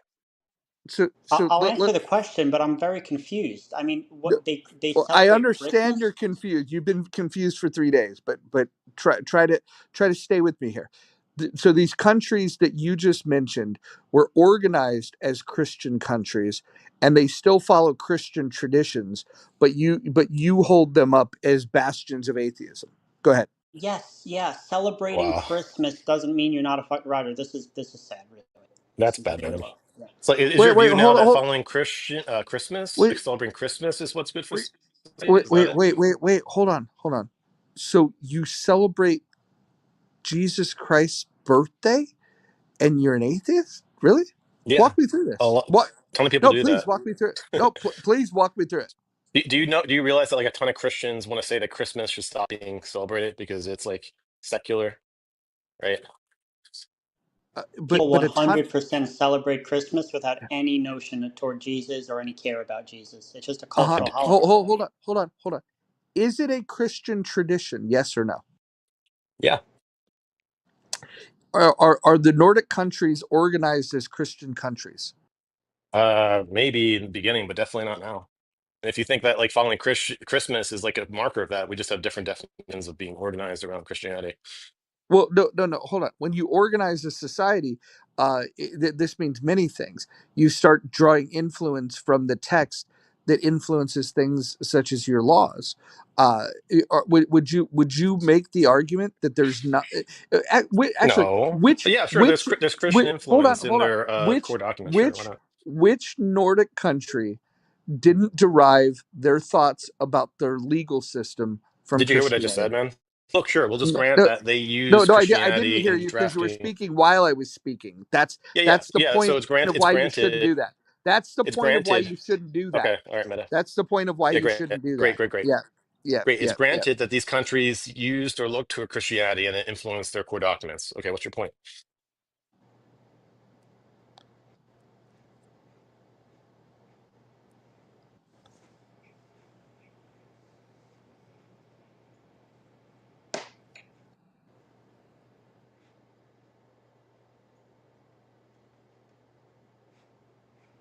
So you can organize a country around Christianity, and all of the people follow these traditions, and the law of the land is influenced by Christianity, but you believe it's an atheist country. It's fucking phenomenal. Like, honestly, I I'm starting to wonder if like atheism is just like some manifestation of mental illness.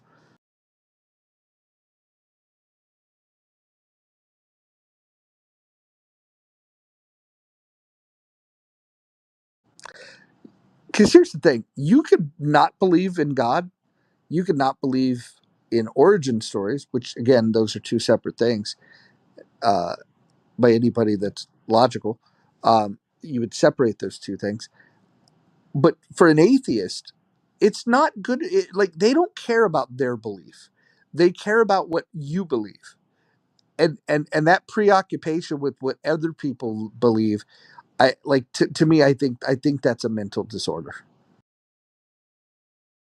Okay, Roger, what's really interesting, and Abe's going to try to cut me off because he's so threatened by my speech.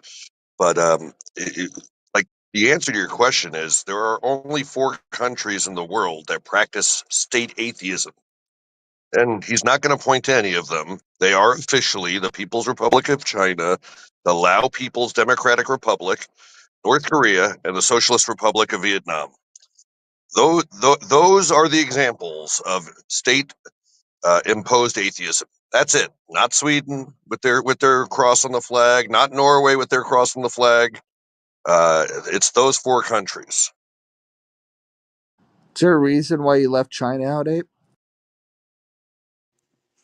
yeah, because you asked me what's a country that has like secular humanist atheist values that most closely approximate what I'm advocating in secular Yeah, humanism. no, those countries were founded on Christian values.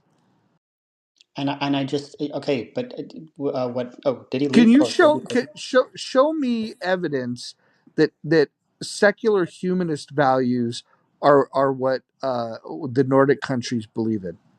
Show me that, please, because I don't 100% they believe are. you. I think you've made that up. Okay, so you think the fact that they're like ranked as some of the most religious people on the planet that doesn't have any effect on their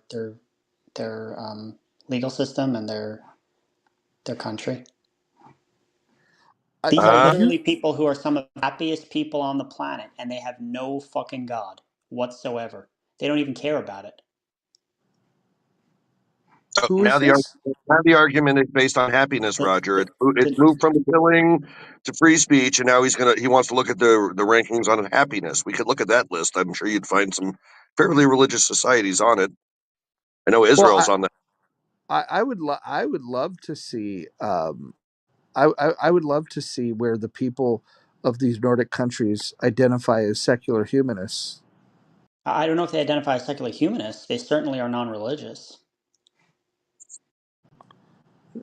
Fascinating. So, a country founded on Christianity, you think, is more secular humanist than Christian?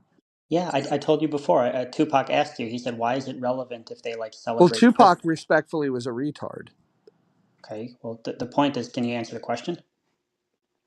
Abe, you're being completely dishonest. Like I haven't even been awake long enough, and I'm able to immediately say how. One of the arguments made earlier when I was awake for a second was about the social structure that religion offers. And honestly, one of the things that like I don't have any opposition toward atheism, but people who think that it's theirs to proselytize, I actually think are disgusting because it's really difficult to argue against the social structure that religion offers, even though I think there's plenty to be critical um, about when it comes to religion. But you can't take nations that were started on religious framework, on religious doctrine, with religious peoples that are now benefiting from that structure, and then say that because they aren't a practicing people, that they're that they are an example of the atheism that you were trying to promote. It is a completely disingenuous position to take. What I don't understand is like why aren't more atheists apatheists? You know, like apathetic atheists. Like who cares? Like why are they so critical of religion? Just be apathetic about it. You know, Right. Well, you're the reason why is because 82% of them came from a religion. And so this is not about their belief, it's about a rejection of another belief. They're just angry people. Yeah. So can I respond? I just want to respond to Kelly, and then I'll respond to Zenemi. Kelly, first of all, when you literally said that because of the values of religion that shaped the Nordic countries, okay?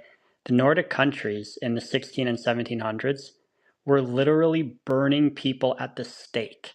They were religious countries, okay? What caused them to stop burning people at the stake for being witches? Do you know what it was? It was the decline of religious belief. It was when they started getting more like reason and Well, Abe, skepticism. if you want to be So, honest, can we I can finish my point. answer and then you No, can sir. respond? No, sir. You no, because Can I you're finish no. my response, please?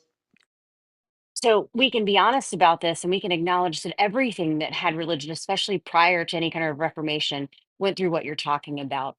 Um, but you're still not addressing the point that I made, which is in all the ways that religion can be beneficial to like Western societies, which is one of the things that was pointed out that you and your like retarded fucking unsocialized friend didn't want to contend with. That's what you're ignoring about the other things. So unless you can acknowledge that, then you can go fuck yourself. And then another aspect of like secular humanism, it always leads to like transhumanism. And they don't want anything human to make it out alive in the near future. They want to like merge with the Borg. Well, that's a big claim and a little bit science fiction-y.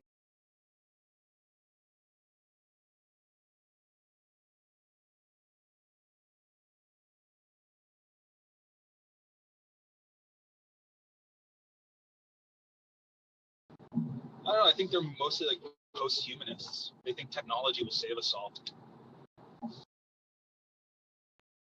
I think post-humanism is a very different concept than secular humanism.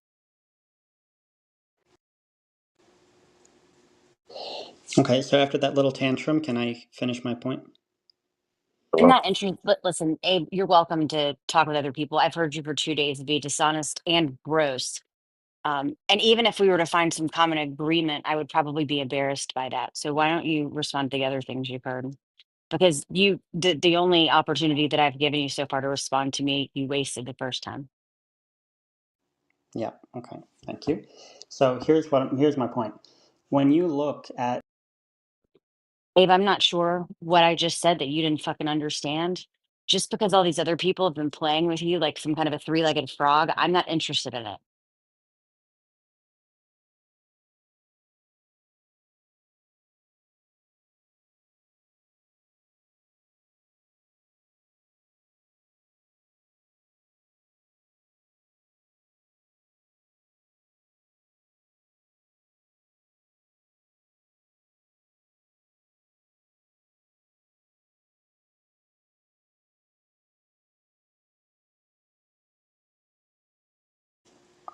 Roger, can you tell Kelly to stop moving me down?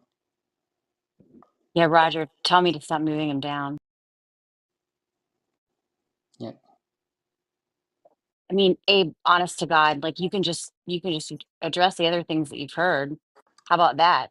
Kelly, look, Why you, don't you call the manager, Karen? Kelly, look, you were way more eloquent when you were asleep. Okay, now if you're not going to move me, let me finish my Excuse point. me? Are you asking me to move you? Is that what you want? Roger, Roger, tell me not to move him, Roger. Tell me not to move him.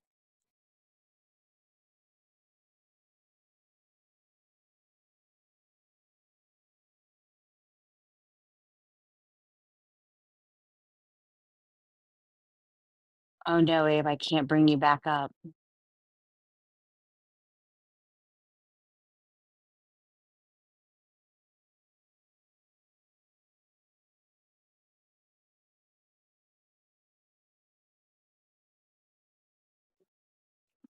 Abe, I normally let people make fools of themselves repeatedly, especially in response to something I've asked.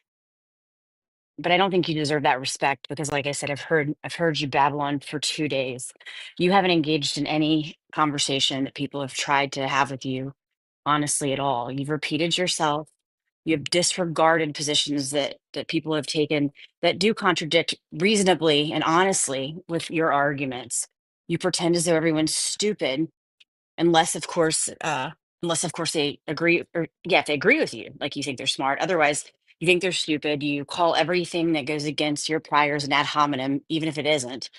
You're just I don't know. I'm not sure if like your mom hugged you too much, told you you were too smart, too special, what, but just the way that you show up to these things is really bad.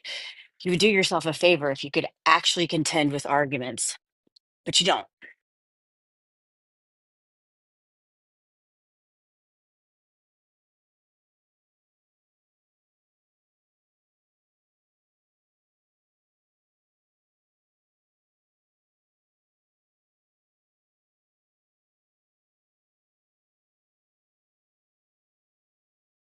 I think the most generous explanation of Abe is he's like a vegan, only he denies God. He's like a vegan that doesn't believe in the age of consent. That too. Yeah, I think that the Nordics example like is really a bad one. The more I think about this, you have if you think about the benefits that they had from the organizing as a Christian nation, it's not just the benefits that you have within your country, it's the trade partnerships that you have with other countries that have similar belief systems, and the alliances that you have militarily. So when you think about the benefits that they have, it's this dismissiveness of anything good that comes from Christianity that is a telltale sign that this is not about a belief system. This is like secular humanism is not about, hey, I believe that I've got the right ideas. It genuinely is just saying, I think that those ideas are bad. And there's and I think there's enough evidence from engaging in this conversation over 2 or 3 days that there's just not there's not a real argument here, that suggests that the world would be a better place if we adopted these ideas. In fact, I think what we've gotten to is that anytime you make a point about how religion has been good for society, he just ignores it, just completely ignores it. Well, and when someone makes consistently good points, he just says, "I'm not going to talk to you." He's basically as intellectually rigorous as Soren. Very similar, actually. Well, I think the worst part though is like when fucking guys like Tupac 420 come up and don't make any fucking sense and want to interrupt people, but because they agree with him, then he's like, I found a fucking ally. We should listen to this one. Well, even stranger, Roger, is when 420 came up here and completely mischaracterized Abe's position. Abe was high fiving him, saying, "Yeah, that's my position," even though it's not his position. So Abe is just a deeply dishonest person, and maybe if he had God, he wouldn't be. But truth is, if he had God, he'd probably still be a dishonest person. I've learned a lot through these conversations that I think this will be the last time I discuss the idea of uh, does God exist, or is God good for society? Because the people that want to represent the other side of that argument, if they're not willing to be honest, there's really no way. Like, there's no point in having this conversation. I mean, it's pointless anyways because neither side can prove the existence or the lack thereof. But then when you weave dishonesty into it, it's like, what the fuck is the point? There is no point. I mean, if I mean you take his position, he doesn't even believe he's making a claim when he denies that God exists or God is good or people who believe like he doesn't think those are claims. He thinks those are facts, and he argues as if that's the case. So you're just dealing with a deeply dishonest person who's probably a little delusional, and it is what it is. Like the I fact, Roger. The point is, like, we could be having the same conversation and be asking whether secular humanism actually exists, especially since anyone who's espoused that sort of political philosophy has used it in order, essentially, used it as a means to gain power and kill people.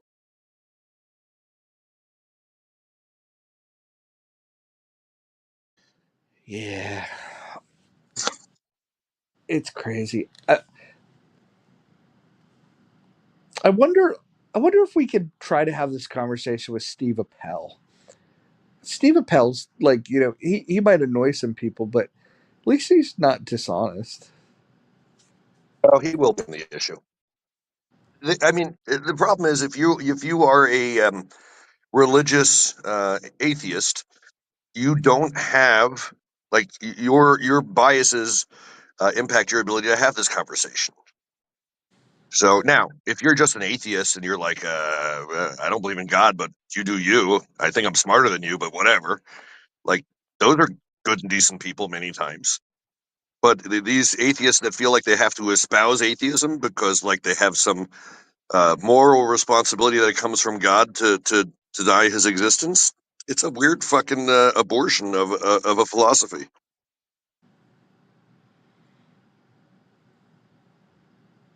Yeah, I mean, this is the part about it I agree with the most. I'm not opposed to people who don't want to subscribe to some kind of ritualistic practice, regardless of what collectively it can do for their society. But to not acknowledge that and to try and ignore the benefits without acknowledging the problems when you remove this from society is just dishonest. We also have to acknowledge, though, that like before Reformation, the story was a little bit different, and so maybe it's fair to say that religions that uh, what's the best way to put this, that are pressure tested a little bit, right? That go through uh, some kind of R&D phase every once in a while. Maybe they wind up being better for society. I don't think it's wrong to acknowledge that men can take advantage and readapt any system we have in place to do harmful shit with it. And Jeff, I think that's what you were getting at when you said that oftentimes these poor outcomes, these devastating outcomes come from a bastardization of a religion. But that's a weakness in having a hackable structure in place. But the atheist model, it's no less of a structure, it's just not one that has the same integrity because it hasn't been around as long in any of the instant changes that we'll see in it. It hasn't been around as long in the kind of I guess mapped out way that a lot of these, or that the major like long-term religions have. And so it's an ability to have the kind of structure that they don't want to be corrupted makes it all the more corruptible because it is a structure, even if they don't want to agree with that. Sorry, I'm still half asleep. Hopefully that made sense.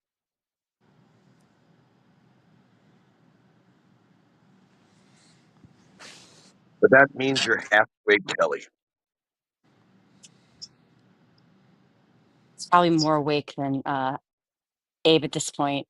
Um, I think he was here all night, so he's probably also tired and having been in a contentious conversation across the night. He's probably really annoyed right now. Abe, I really can't bring you up. I wasn't lying when I said that. But Roger, had you stepped away, Abe was begging you not to let me put him down. Mm. Well, I'm gonna be Roger's also. yeah, I'm gonna be going to bed right now. Or I don't know. I don't know what you guys want to do. Um, been an interesting day on the clubhouse streets. Um, if Sarah wakes up, Sarah was very interesting today. She's another one that's not been so honest lately. So, you guys been following along with her feuds? I happen to miss every time any of this goes down. Um, I did wake up and she was mad again last night. She's not happy. Not happy.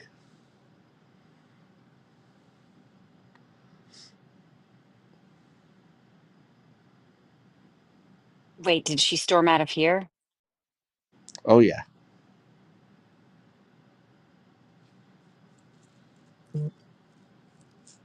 Oh yeah.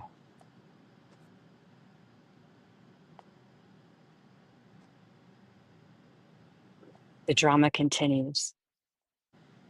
She was very cranky. She's she navigates this app very interestingly. The closest thing, and I've told her this, and she doesn't like hearing this. The closest thing is Monica to her, where it's like creating the drama, and then when the drama finds her, uh, then she's the victim. And then if you tell her that hey, this is what I've observed, she gets very unhappy.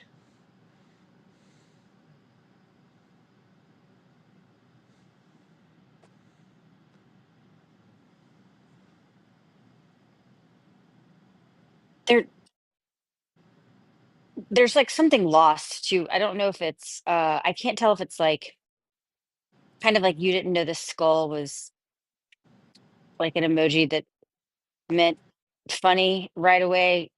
There's there are things that I think Sarah takes to mean one thing when they don't.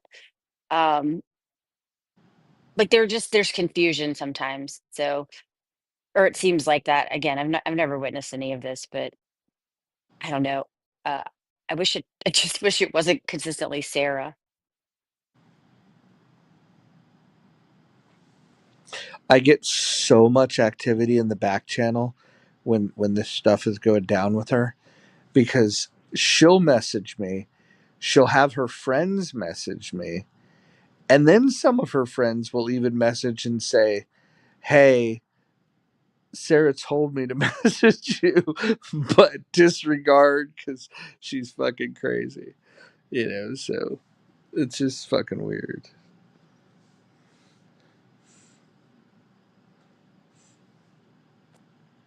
Roger, I think one of your previous interlocutors maybe is mad in the chat. Who's this? Suture self. I don't even know who that is.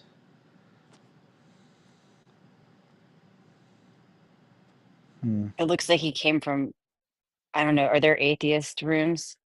Can't tell someone reset the room. What kind of debate does the title? Mm. Well, it doesn't matter. Atheists lose all debates.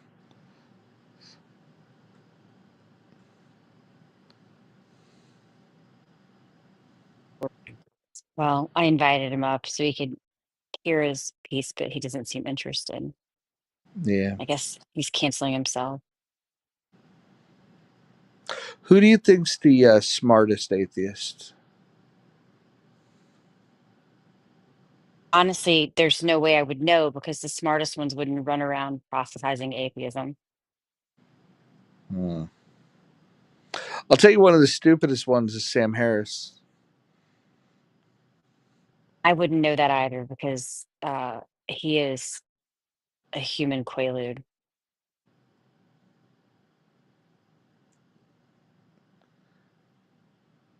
Yeah, that guy is fucking dumb.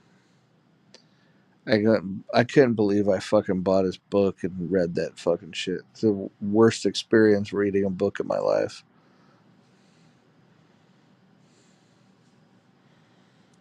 Um, hmm. I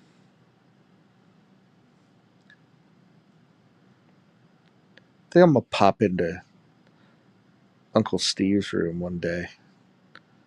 Ask him what's going on with why the atheists on this app are in such denial about their entire position. It's fucking. I don't think Steve feels this way about stuff. I think he's just like, I don't believe in God, but that's fine. I don't care. Like, Is this as long as, another phase like your Bitcoin phase? Like, are you gonna fuck with atheists for a while? Like you fucked with Bitcoiners for a while? or vegans. Do you remember the vegan thing? Dude, No. I did the vegan challenge, dude. I did that for 30 days. You want to hear the craziest thing about the vegan shit? Is when I was doing the vegan challenge, every day I was talking about what I ate, and they were giving me recipes. They were being hella nice. I had fucking this one Latin chick that was a vegan that was like, oh, she's all, this is so good.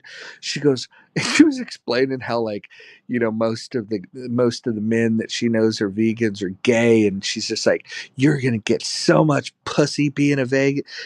And I was just like, all right, fucking all right, cool. This will be the best 30 days of my life. Oh my god. When it was done, I went and I got some blood work done, did a room, told everybody about, like, hey, my LDL came down, but my blood sugar went up, kind of weird, whatever. But and then they just asked me, hey, are you going to continue it? And I said, no, it was fucking terrible. And they got so mad at me. They like turned. They were in my corner. They were coming to the room every fucking day. And then when I told them I wasn't going to continue after the 30 days, it was like, dude, it was fucking weird. It was like telling an Amway salesperson that you're not going to buy. It was fucking, it was weird. So then I went on the attack. You know who was in those rooms a lot was Issa, and Issa used to fucking be like, "You don't look healthy." She's just like going off on those fucking people. It's fucking funny. Yeah, so Uh, I don't uh, know. I don't know if this will be one of those things, but actually, I don't think this one could, because the vegans, like, at least it's fun to talk to them, because like they could say, I'm an ethical vegan. I just don't think we should kill animals. And then when you talk about all the life that dies in order to fucking keep their vegetables healthy, like, it just makes their little heads explode. they don't love animals. They just hate plants. It's fucking funny. Oh, smack! Somebody's coming in hot. Yeah, pew, crashed. Too hot, sir. Atheists are 0 to 1001 in debates. Yeah, they've never won a debate. What's your standpoint? Are you religious or you're atheist as well? I am not an atheist. I Oh, like winning debates. oh. Well, the fact of the matter is, any atheist who is in any religious room debating or talking about religion, they're obviously not sure, because why would you waste time in something that you're confident didn't exist? It's just a good point. I think the fact that they want to be around believers so often means they're just like, they're in this search mode. They're waiting for Jesus to pull them in. I think they're afraid. Yeah, what about agnostics? I think they're just afraid because I think agnostics have an honest position. I think it's, to me, it's the dishonesty of atheists. Like they're prone to lying. Like over the last 3 days, I've caught far too many just dishonest statements, like willfully dishonest statements that I don't know. I just can't. are you I, surprised because they don't have a moralistic benchmark? They have nothing to measure the well, consequences of their actions against because they're atheists. they even make this point themselves. They say that like that they're moral relativists. Like, yeah, morality is it's subjective. Morality was created from religion. It's it's like you don't build your house you don't build the truth on the foundation of lies. Do you know what I mean? That just doesn't make no sense. So to even have a basic moral as an atheist doesn't Yo, make sense Makai, man, this is weird. All because right, there's this is no weird. and Yo, and the Roger, just fact out of that this guy's curiosity, spirit is what kind attacking of you. lies have The atheists been telling? say that again. Oh, I'm all talking to kind. Roger. What you're saying is weird, Makai. I What think lies this is why you need God, because All, the all, dark I spirits got within God, Makai. people, I have they God, but can't yeah. control them. So Roger, what They lies have absolutely atheists can't been telling? control his dark spirit. yeah, Makai, you're gonna This have is to why you hold need on. God. Makai, you're gonna have to hold on. No, they're telling a lot of lies. Like, they'll you get you try to ask them a question, and they'll just spin out of it, like, like they won't answer anything honestly. They'll tell you at first what they're most concerned about is, human suffering, human rights, they'll make the point that too many people have died in the name of religion, and then when you point out that all the people that have died at the hands of atheists, then they'll say that, well, measuring death is not the best way to measure this. So then you go, okay, well, what's the best way to measure it? Well, how about freedom of speech? And then you ask them, well, how much freedom of speech did they have under Stalin or Mao or Pol Pot or North Korea? And so my question is this: what, like, why make the statement that you care about death, then when you show more death, then say that death is not the good measure, then when you say it's free speech, and then you illustrate that free speech is restricted more by atheists, then you can just keep they just keep moving the goalpost. It's extremely fucking dishonest. The whole thing's Yeah. dishonest. But what are they meant to do? Yeah. So Roger, in response to what you said, right? Hey, Anthony, suck yourself. Suck yourself. You got no respect or manners. Suck yourself. Sorry, All right. Thanks, everyone. You Makai. don't need to hear that. Sorry. Appreciate that, Makai. Apologize. So, Apologize. Roger, back to what you were just saying, right? My question, right, is where did God come from? Let's not, let's get to brass tacks. Where did God come from? Heaven. I'll be honest, I don't care.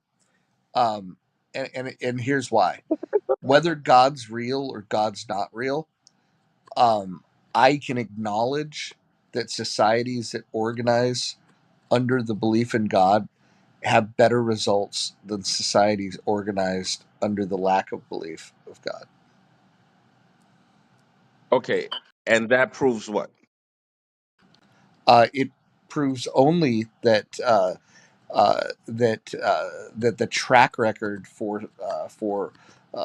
safety, for respect of human rights, is better under societies that believe. So there's that. But I'm just trying to conceptually grasp. Does that what's the ultimately does that mean? Like, does it mean that the people that have those belief systems are better people? Does it mean that the people that don't have those belief systems aren't as good people? I'm trying to see what conclusions we can draw from that I track think record that you're making. I think the undergirding point is that they believe in an objective morality, which means that things like murder and stealing they're going to have a backbone around why this is wrong. They have a story about why it's wrong. They have consequence that they subscribe to, that it's wrong.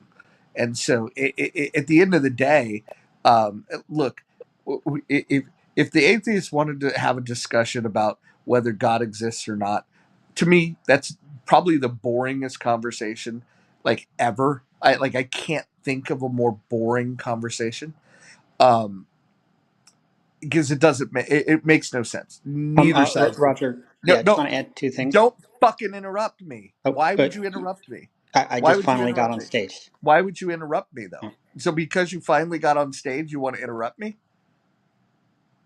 This doesn't make any sense. So go ahead. Your word. This is part of the No, problem, Roger, Anthony. we're listening to No, you. no, you Correct. You're shut the correct. fuck up too. How about that? I'm moving your fucking punk ass down. Here's the problem.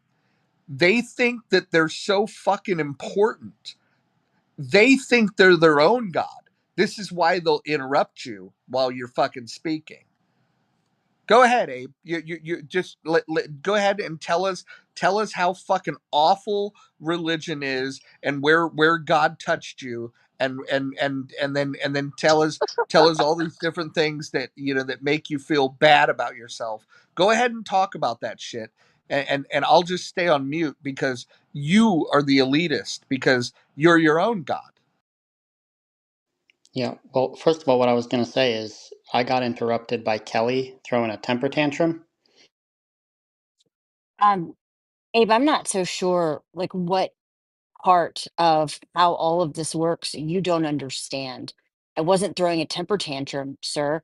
I wasn't giving you the satisfaction of a non-answer where you fucking run your mouth, but you don't actually contend with anything that was said to you because you've had 2 days that I've heard of you doing that. And obviously you like doing it. It makes you horny or something. You probably are fucking fully hard right now because you finally got back on stage.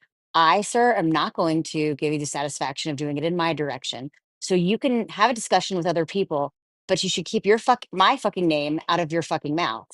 Don't respond to me. Don't acknowledge what I said. And you certainly don't need to say I had a temper tantrum because this is not a temper tantrum. You might see one day, but this is not it, sir.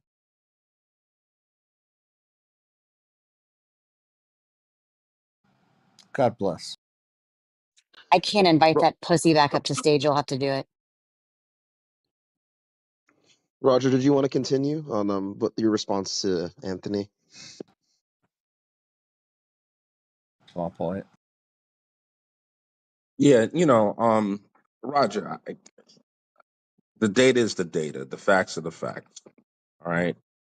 Having moral objectivity will lead to more stable societies. This is, granted. I don't know if that makes it a case against atheism. Hmm. Anthony, what do you think about the atheists in the last century that killed 100 million people? I think that they were probably morally bankrupt, and they had this elitist mindset that felt that they could justify any action, and they felt that they could be judge, jury, and executioner, and in a lot of those cases, obviously, were such. But So, yeah, based on that, based on the track record of people like Stalin and Pol Pot and Mao for sure, um, why would we ever repeat that? um, so Roger, you have people that support ideologies, and they don't know where the logical conclusion lies. They initially they think, oh, we're just going to move society along incrementally, and then some super heinous shit happens. Additionally, and there's studies about this where there's things that people wouldn't do as an individual, but when they're with a mob, they're with a group of people, they are capable of doing some really evil acts. And this is I don't think that just you take these people separately and that they would be um inclined to do a lot of the shit that's happened. But I just think that they have certain ideas, and they get started down a road, and then when they get further down a road, they're too far to go back, but a lot of crazy shit happens. I think people are fundamentally, good. That's my supposition.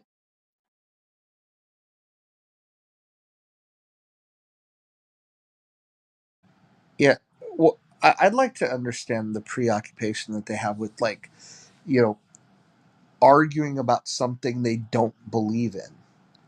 Like, I don't believe AM radio is very good. I'm not going to go into a room and tell people that love AM radio, hey, AM radio sucks. It's just So not my. their belief is the It's not my non-belief. jam. Right? I'm sorry, Well, I didn't mean no, to. but it's not though. Their belief is that religion touched them somewhere, and they're mad, and so now they want to lash out about people that believe, and they want to have this elitist argument that they're right, and they put these arguments together that I think that when they talk to themselves in the mirror sound good, but when they talk to people that are just asking them basic questions, they either fucking avoid the question, accuse you of a logical fallacy, or worse, they just lie. They don't engage in good faith is the problem because they know that their fucking argument is weak as fuck. They know that. But they think that if they can just go on the warpath and try to get people to doubt their own faith the way that they doubted theirs, that that's the win. Because again, and again, some of them might have had real trauma. You know, some of your atheists might have been the kid that got touched by the priest, right? Or somebody that's just fucking angry because they felt that their parents coerced them, or some shit like that. There's always some variation of that, and because otherwise, if you didn't believe, why don't you just be agnostic and go, yeah, just kind of these people that are hell bent on making the argument, like I guarantee there's an origin story behind all of them. It's like villains from comic books. But all right, Roger, if we take the logical extreme on the other side, the religious zealots that, want to force feed you their belief system, and they like anything that is different from their point of view must be destroyed. It's evil. It's like spiritual warfare. you know we have people on both sides of the spectrum, and in their zeal, they can be just as damaging. Yeah, I wanted to add to this point. Um, so I personally am more of the agnostic disposition. I believe like the problem with hard atheism is that it points too strongly to it crystallizes its position too much to the point where it's not open to the possibility of the existence of God.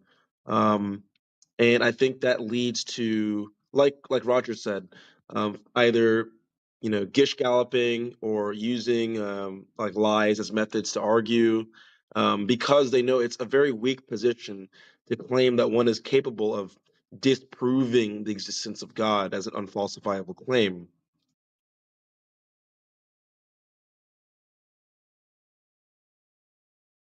That's why, me personally, that's why I personally am an agnostic. When it comes to that, I don't believe that it can be proved with epistemic certainty.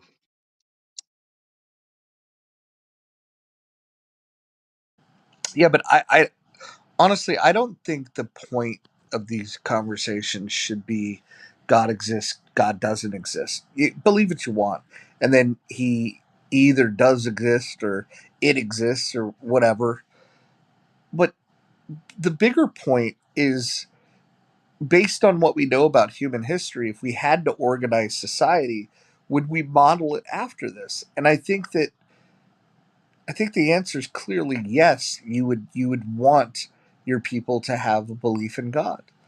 I think it's pretty fucking. I think the evidence is pretty fucking clear on how much better society is when it organizes under a belief in God. Now, that being said, are there examples where they've organized under God and that's not been true?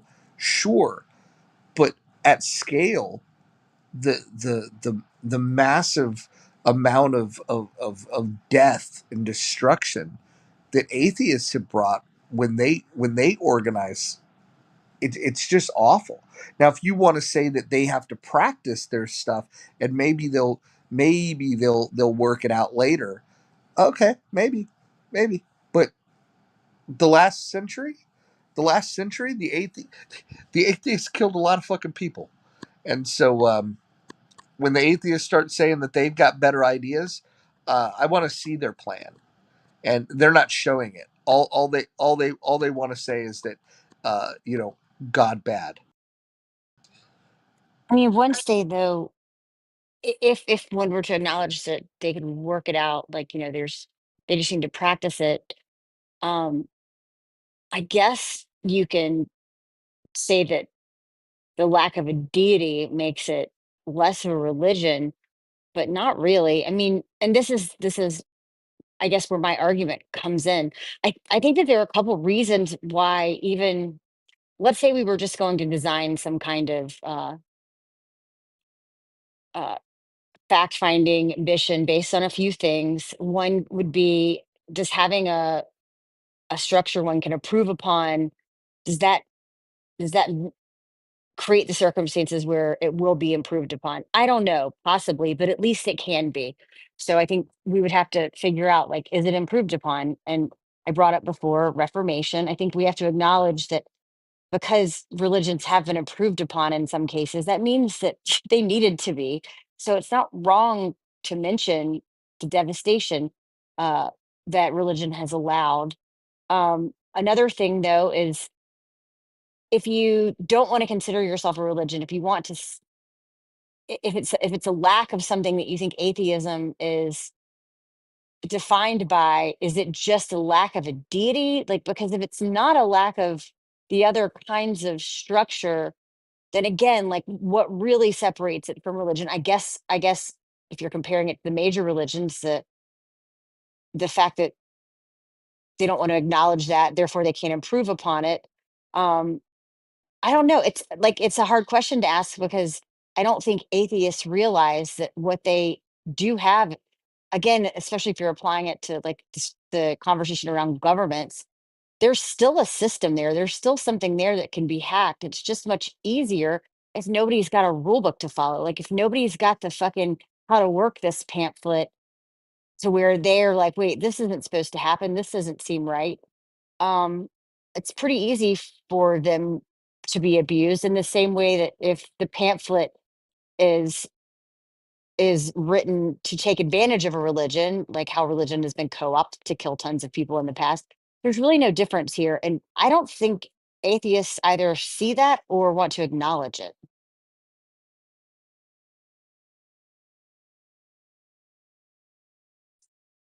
Good morning, everybody. Happy holidays. Good morning. What's up, Kelly? How you doing? Good. How I hope you're doing well. Sorry, Very- that was long-winded. Um, I'm doing fantastic. Getting a dog today. Nice. What kind of dog? I'm probably gonna get a Havanese because I've had them before and they're just great breeds. I've also had English bulldogs, but they're too much to handle, so I'll just get a Havanese. And chicks dig small dogs.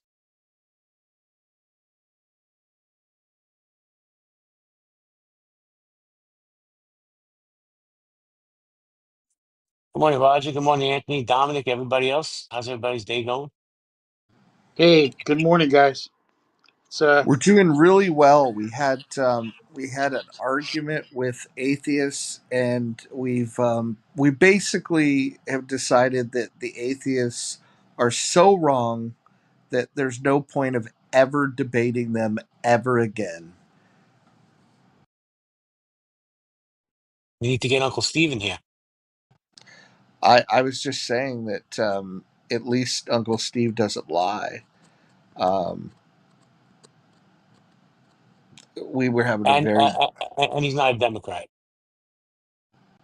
mm, you know, if anybody knows any honest atheists, they should ping them. I would love to talk to an honest atheist. I've, I, I don't know if I've met one. I think Steve is honest, but I'll find out. I'll ask him a few questions, and we'll figure out if he's gonna repeat the lies that we've heard for the last 3 days on this stupid topic. I just texted him, so hopefully he's awake. I just want to say hi and good morning and great grand rising and good day to everybody. Roger, there's still a chance. I'm sorry to interrupt you, Roger. You know what I mean? I don't want you to stump on me, man. Because the stuff that you say is, boy, right on time, man. And the same thing with you, Kelly. I don't want to get on your bad side, lady, because if that's your good side that you showed just now, then I can only imagine. I can only imagine what a bad sign would be. And so, yeah, man, I'll be quiet now. Wait my turn to talk or whatever the case may be. I just wanted to go ahead and let you know that, Roger, that you're doing a great job, man. I love you. I love your what you do here. Man, that might have been the best greeting I've heard in a week. That's amazing. Welcome to the room. I appreciate you, brother, for real. Is it okay if I say something really quickly?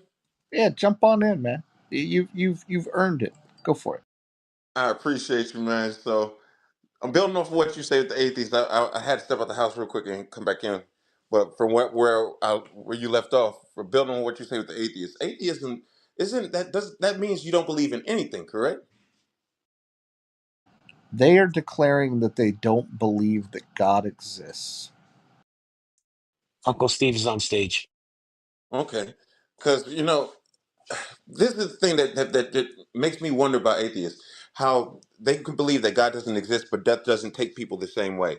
Meaning that I can get into a car accident. If somebody hit me in my back, it severs my spine. I die instantly. Another person get into that same car accident and they're just fine with the same condition, in the same condition, and they heal.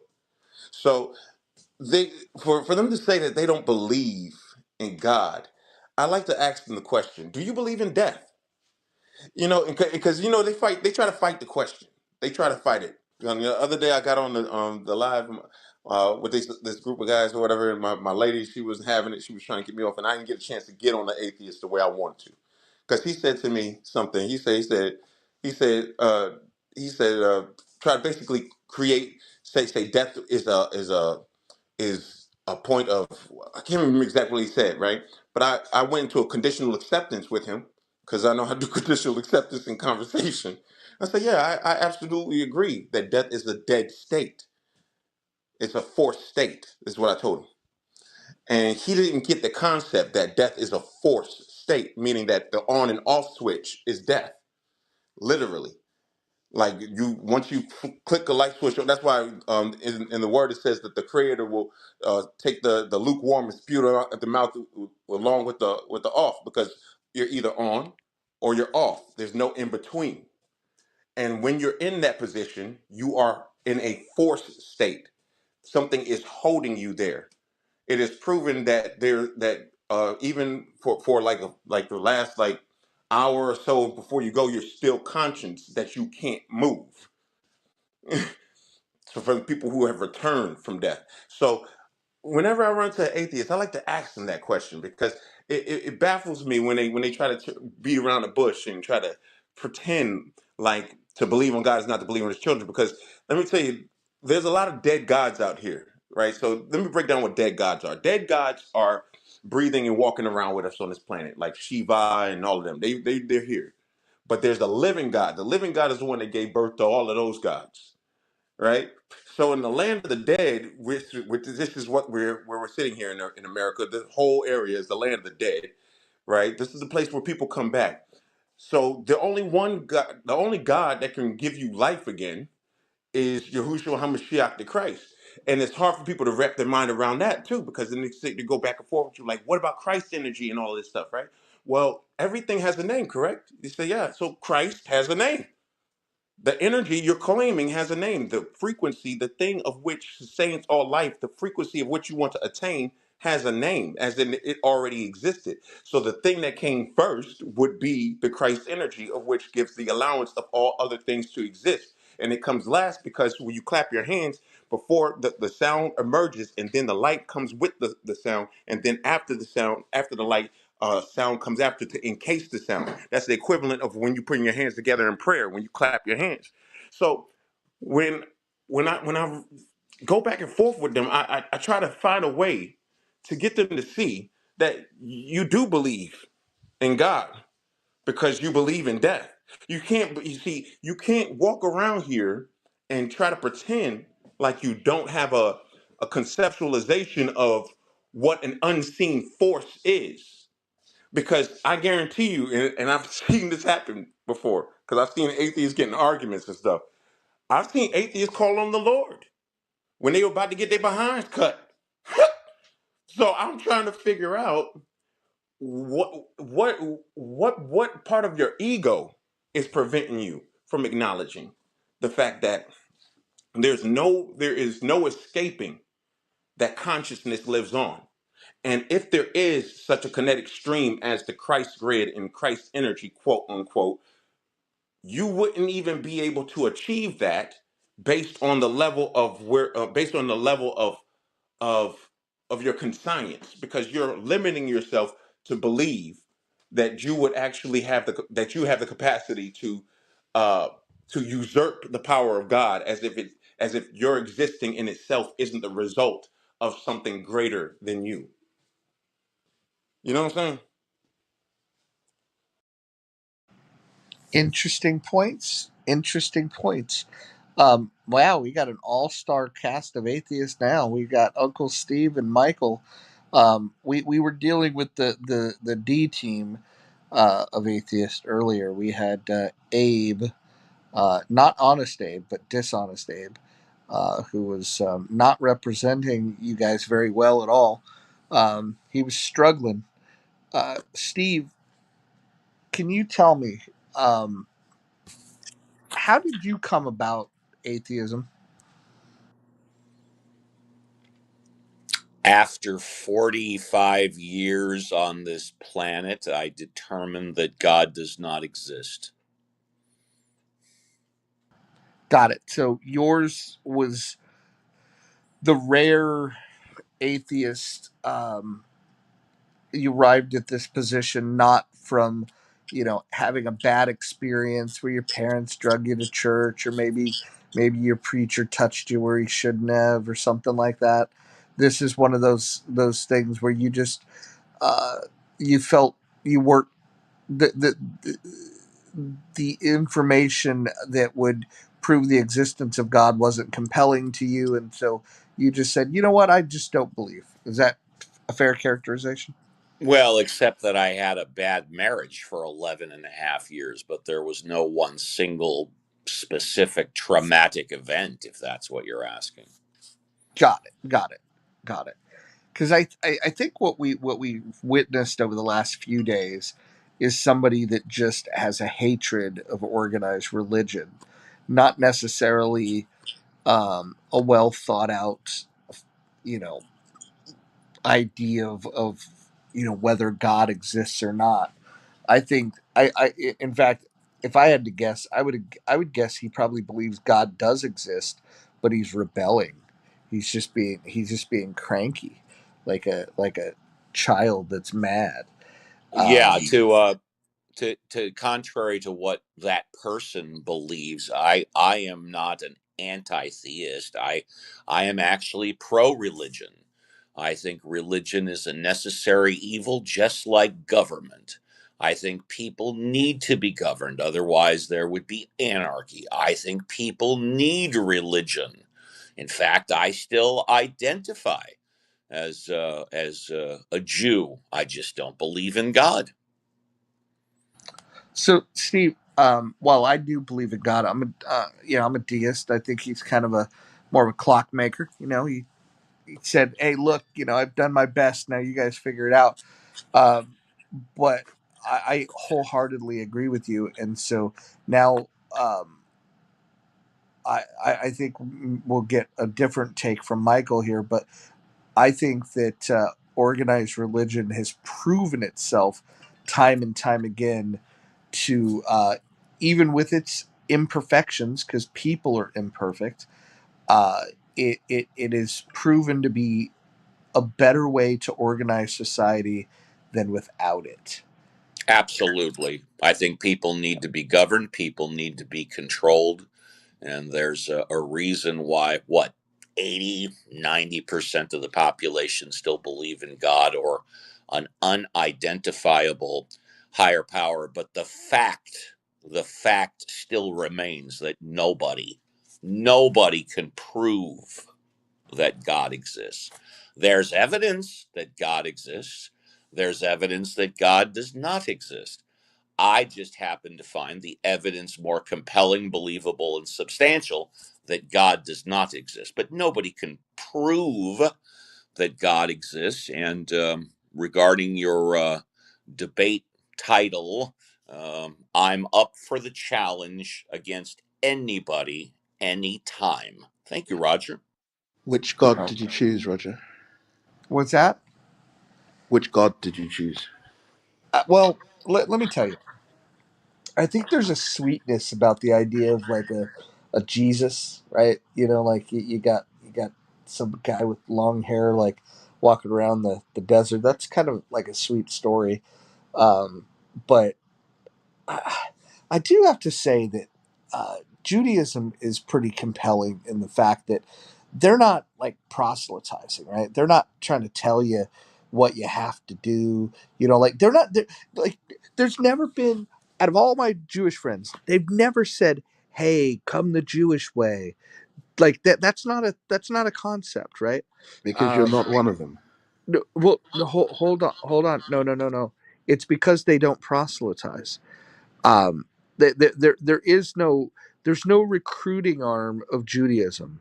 There's no, it's here's the book, dude, and you're either born to as a Jew from a mother that's Jewish, or you can go through, if you wanted to convert, you can do that. But again, there's nobody going out there and and trying to get the numbers up. Let's just put it that way. So I think that there's something appealing to that. Uh, I just have to say that hanging out with dishonest people that represent this idea that the world would be a better place if everybody just accepted that there was no God, it's so dark. And like, um, I felt there was an ugliness about it. And so, um, I I I I don't know. I'm more curious about God and the truth claims around God than I've been in a while.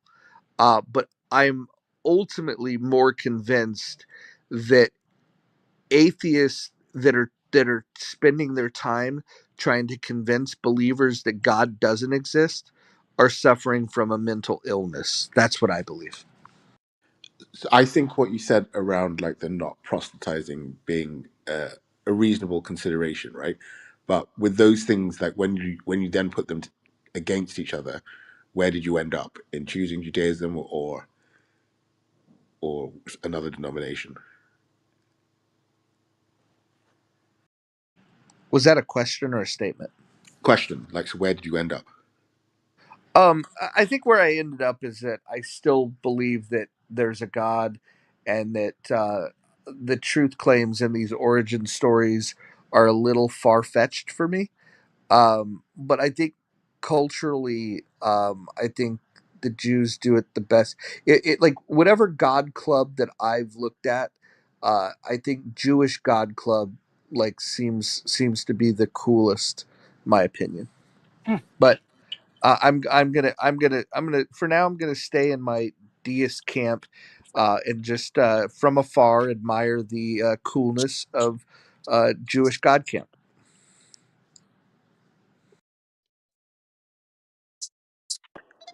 Hey, Roger, I've got one.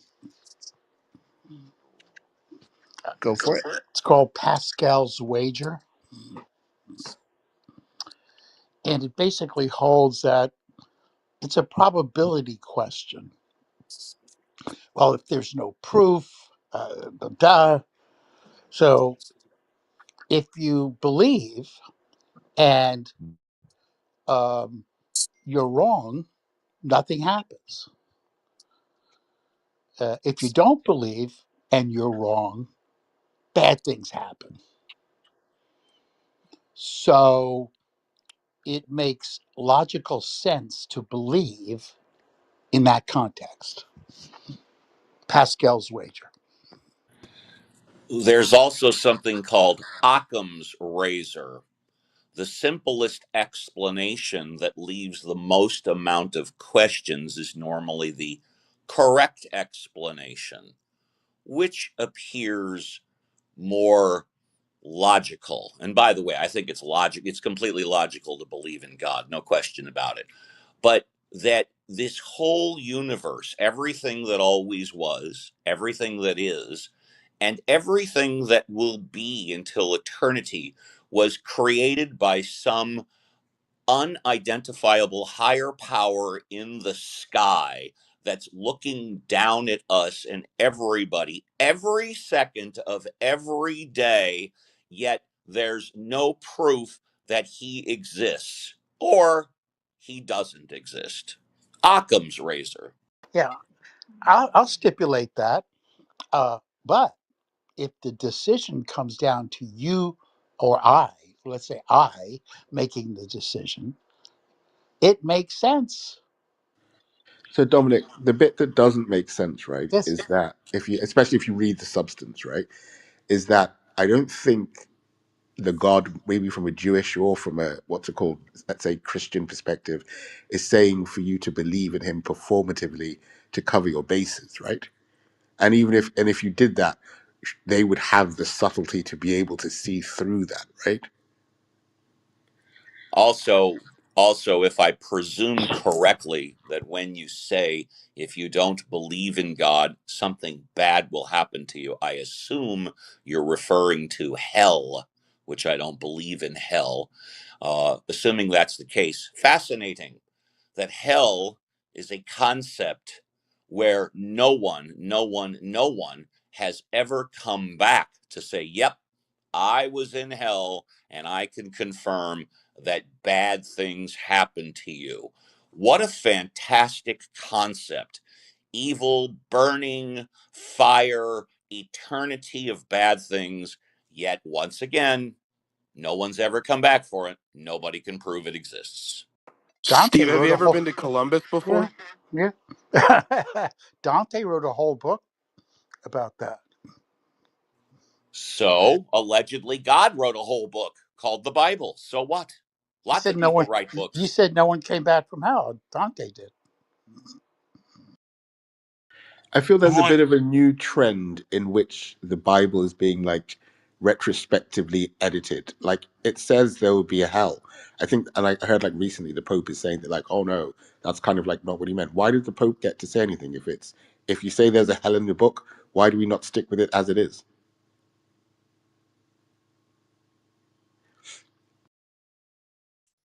I just want to say good morning, Norman.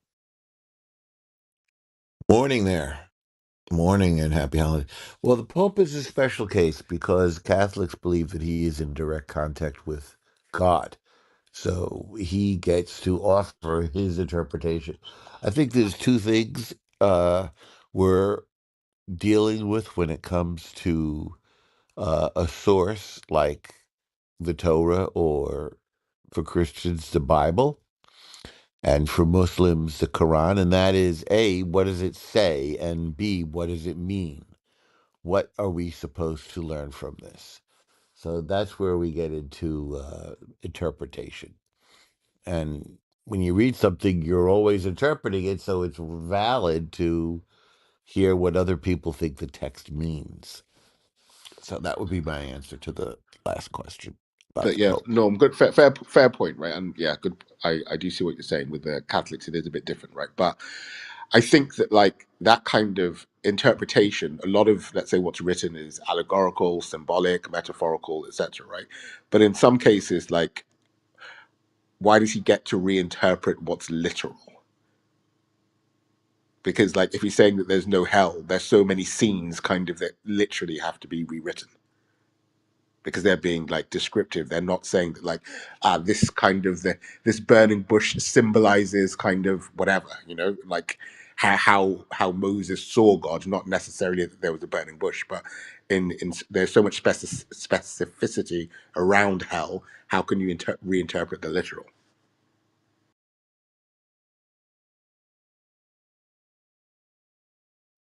Fortunately, I don't have to speak for the Catholics, but I'm willing to listen to a Catholic.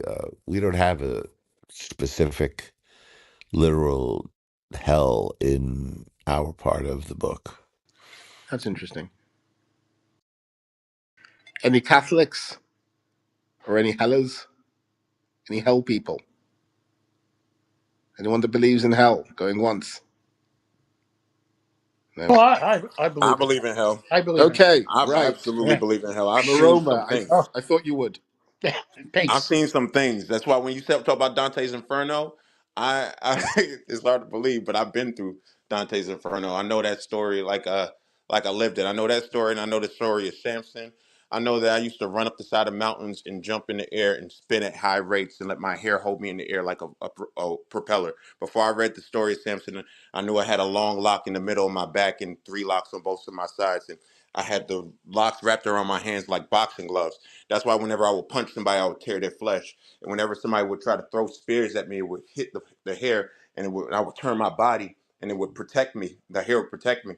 And when I would run, I would stop the spear to get chucked out, and the swords would be cutting people's heads off. And that's what was really protecting me was the hair. I had the strength, and what happened was when I betrayed myself, because in this life, I can tell you, I can attest, I betrayed myself in every relationship except for the one where I'm in right now, which I'm married to my wife. Um, it's just scary how real it gets. But when I betrayed myself and they took advantage of me or whatever the case may be, they took my eyes out because they were fearful that I was still going to be strong, and that's why. But I recognized that when I was sitting there on the ground that my strength didn't come from my hair; it came from the Lord. It made mention that my hair started growing back, but that hair, the length of my hair, should have been the determination of my strength. The strength came from the Lord, and then when I that's when I literally pushed the pillar and crushed everyone now. And I'm telling you this, all jokes aside, I was in jail and I told God when I was in jail, I said, God, before I went to jail, I said, oh, God, I'll read the whole Bible. Please have mercy on me, and all those other things. Because I was doing a lot of stuff I shouldn't have been doing as a kid. And when the first time I called on the Lord, a halo hit my house. And it was in the middle of Moss Creek in North Carolina. They gave everybody like $10,000 checks or whatever because the news reporters couldn't explain it, and a ice storm hit the neighborhood and across and like you could put your hand out you could stand in the street, well, stand in the yard and put your hand out and you could see the ice hit your arm, but it wouldn't. But you could bring your hand back and it wouldn't hit. Like it was just like a halo around the house, a rainbow in the halo and everything. And I remember I was upstairs and I was crying to the Lord. I was like, Lord, please, if you just don't let me go to jail this time, I promise I'll just read the Bible. I had my grandma's Bible, and that's when my mom called me outside to see it. And while I was seeing that, just like if I was like Yahushua HaMashiach standing on the mountain, I was looking, I was like shocked. I told my mom, I said, Mom, this is God. She said, No, this is not God. The hail stopped in the whole neighborhood. It started again, and the hail started coming down, but it started chasing my mom. So my mom had to run into the house, and when the hail couldn't reach her, you could clearly see a funnel of hail go on top of her car and start hitting the windshield. So she started crying to Gary. So at this time, my mom's dating this guy named Gary, and he's very abusive and all these different things. And he's taking telling me about how he got my mom choking on his balls and everything. And I'm telling her about how he's doing me, and she not believing me.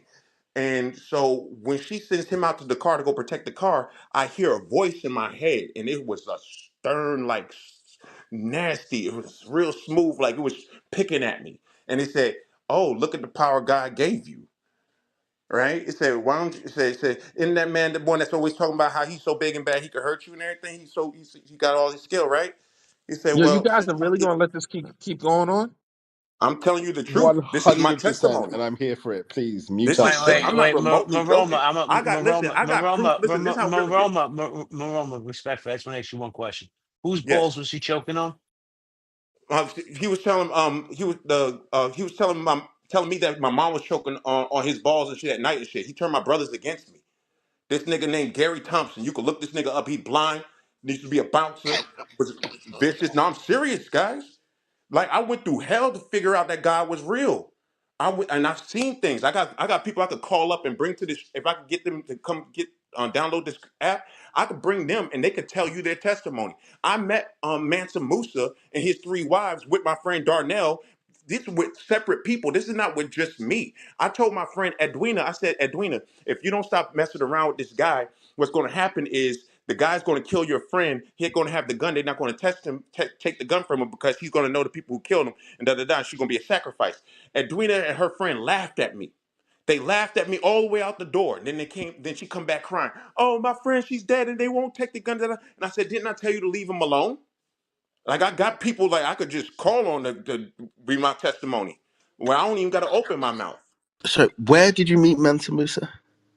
Met Because Mansa Musa, he on owes me last money, say man. I was homeless in New York City. When I was over, it was over there in Popeyes over there in downtown Brooklyn. And he used to give Oh, me so no, listen Brooklyn. for real. Listen, I'm homeless now, and he used to give I me think so I many saw him tickets. too Listen, I'm not joking. I brought. over at Listen, I even got a Popeyes. girl. I got a girl named Amber who saw him. Listen, I got Extra a girl named crispy, Amber right? who saw him, and He I got had a brother extra named Darnell who crispy, saw him. right? None of us was high. None of us had nothing in our system. None of us was trying to No, but get. you're saying he's going around Popeyes and he owes me money. Like, this No, is no, crazy. he just I showed know up that. for me. No, you don't get what I'm telling you. When I was going through what I was going through, I ran into beings. I've seen reptilians. I saw a reptilian kidnap a woman, leave a blood stain in the middle of East New York. I ran into Knock Knock from the Holy Tablets with the black tongue, the serpent, to the point where we were the homeless shelter, and he was doing ritual work, or whatever, and we were in the homeless shelter, and the people came running at the homeless shelter saying, "We're not going back into that room with those demons." Right? And then that's when I laughed and I said, well, it's cool. You could call me a demon because I'm not man. I just appear to be. I'm in the world, not of the world. I've been reshaped by Yahushua HaMashiach and became the spiritual creature I'm designed to be. So just like the book of Isaiah, I can even purr a growl like young lions, like, As I travel these clubhouse streets and go into a lot of the Christian rooms, um, I'm constantly shocked by how many Christians forget what I consider to be the most important things that Jesus ever said on the cross. Number one, love thy neighbor. And number two, forgive them, for they know not what they do.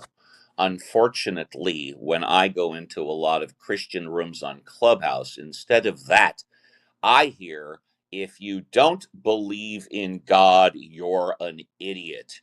If you don't believe in my God, you are stupid and illogical. Clearly, that's not what's being said today. I'm just saying that how come Christians, a lot of Christians on Clubhouse, don't remember the immortal words of Jesus? because they're selfish and they do not read the word to know the word. They just go read the word to oppress people around them with the word. And that's what I've been calling a lot of these Christians out about. I've been telling them that they have been doing a terrible job bringing people to the Lord. And what they're doing is bringing people, trying to shame people into thinking that that's going to be the way. When in fact, what they should be doing is showing people love and doing the golden rule, exactly what you said, which is treating others the way you want to be treated. Period. Amen, brother. Amen. That was a lot. Thank you. Anytime, guys. I'll share more of my testimony later or whatever case may be. I don't want to take up too much of your time, but this stuff that I'm telling you guys is real. I've seen the gates of hell. The gates of hell. The sixth gate of hell is a bunch of bodies, and I'm gonna tell y'all this so that way some of y'all, if you do go, you might be able to Dante's Inferno it out of there. So I'm gonna tell you, the sixth gate of hell is a bunch of bodies headless having an orgy, and you can't tell that they're headless if you're lustful in your heart. And what you do is you have to hold your body and wrap your legs and wrap your arms, and when you've fallen into it, you have to make sure that you do not engage, not even mentally, with what you see, because a scythe will come out of nowhere and cut your head off of your body, and then your body will stay up there. It'll throw your head down into the waters beneath, and then they'll sever your spirit man and throw your spirit man into away from it into the waters. And so what happens is the waters spiral, and then you get picked up by like this little fairy thing or whatever, like in like a boat thing or whatever. And when you get picked up or whatever the case may be, in order to get back, you have to go into the water, find your Wait, head. hold on. Is that the wheel inside the wheel? I don't know how to describe it. It's just I just seen it. I just know what it looks like. It's like a spiraling thing that spirals down, but it's like a perpetual like thing that pushes the. It's like a tornado that's going two ways at the same time. One going upward and one coming downward on itself. I don't know how to explain it. And Uh, what happens is, Maroma, are you familiar with Ezekiel 25:17? no, bring to me. I'm listening. I'm always willing to listen. The path of the righteous man is beset on all sides by the iniquities of the selfish and the tyranny of evil men. Blessed is he who, in the name of charity and goodwill, shepherds the weak through the valley of darkness, for he is truly his brother's keeper and the finder of lost children. I will strike down upon thee with great vengeance and furious anger those who attempt to poison and destroy my brothers. And you will Samuel know Mm, my Jackson. name is the Lord when I lay mm. my vengeance upon thee. Preach. Samuel Jackson. Pulp Fiction, baby. Come on now. Great movie. So when the water hits the when your head hits the water, like in order to get out, right, you have to come through all the other gates back, right? But in order, I'm telling y'all, the hardest gate to Maroma, can we get take back. a little break? You were suggesting before that we could have a little break from it. Would that Okay, be all right? well, I guess you don't want to know how you can get out of the No, situation. just a water break, just and snacks and but It's all right. I yeah. already know. I already know some people are scheduled for destruction, but you'll remember my words. Okay, we're going to write that down. Thank you. As I travel these clubhouse streets, I never try and convince anybody that they are wrong and I am right unless I am asked to do so. I believe Maroma's testimony. I 100% believe that he believes in God. Unfortunately, he doesn't have a single shred of proof. That I'm not, I don't mean to minimize his testimony. I think his testimony is wonderful because he agrees with me that more people should treat others like they want to be treated. I only wish he and others had a shred of proof. I feel the I gave you the impact. proof already. In the book of Isaiah, chapters 1 through 3, it says that we growl like young lions. I can growl like a young lion for I real. was literally going to say that. Like, did that roar not hit different for you, Steve? Well, I'll tell you this just Maroma, let's because hear a another one, book, please. just Maroma, because roar, man. Put this heathen in his place. Just because a book says you can growl like a lion does not mean that God exists. Also says that you can. It's sustain. Your spirit will sustain you. I could breathe in one direction without having to breathe out. I can Hmm. literally. I got videos of me breathing in one direction for like Hmm. 2 and 3 hours, and then not breathing out for the rest Can of the you day. please can you please pin that link of the video in the chat? I'd Uh, love to see that. yeah, how long is this video of you not You got. breathing? I'm sitting on the train, probably like 40 minutes. People be video recording me and stuff when I'm doing stuff on the subways I and stuff. would love to see a video of you not breathing for 5 minutes. 5 minutes. This has been too much. Hold Please on, I pin know that in what the better. chat. We can go live one day on Zoom, and we can sit down as a group, and I'll sit there and make sure I come outside where it's like 'cause it's a little nippy outside, and I'll sit there and I'll just breathe in for 5 minutes. Oh, no, no, no, no, no. What Maroma, we're it's a going to trap. do, if it's okay with you, is we're going to put your head underwater for 5 minutes. Then we know you're not breathing. But that's the thing. I'm told you I'm breathing in one direction because I'm absorbing prana. Oh, I've so learned how you to say. are I said the breathing. spirit. I Okay. said the spirit sustains you. I said I I know how I to I breathe in one misunderstood. direction, meaning that I I don't even have to. misunderstood you. I humbly apologize. I thought you said you didn't breathe for 40 minutes. Oh no, no, I was breathing in one direction. I just know how to absorb high amounts of prana. I don't know how to explain it, and then I can move incredibly fast and do a lot of. This is really awesome, and it's stuff I really want to be able to show the world and teach people, and I know that it'll help them because a lot of people believe in magic, and I know magic for real. I've seen blood rituals and stuff for real. A lot of people believe in magic, but they don't realize what magic really is. And so I'm trying to tell the people in the community that like, yo, you don't need to do all of this other stuff with this ritual work, guys. Maroma, let me ask you a question, Maroma. You said you're on the subway. Are you in New York City? Yeah, absolutely. Okay, that's all I needed to know. Thank you. That's right. You probably heard about me. I'm the guy that stands on the thing all day on the stoop, and I let these people know what time it is because I'm tired of these fake Christians. By the way, news report JB, they just announced that Mangione pleaded not guilty to the assassination.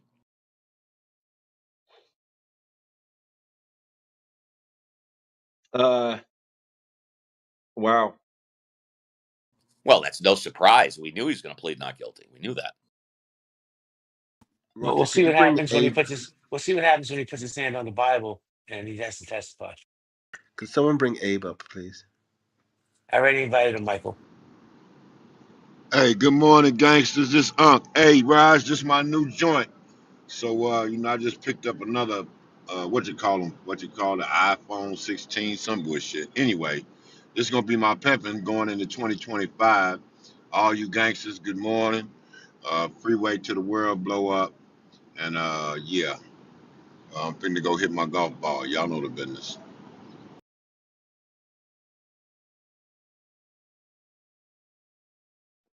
Have fun, Unc.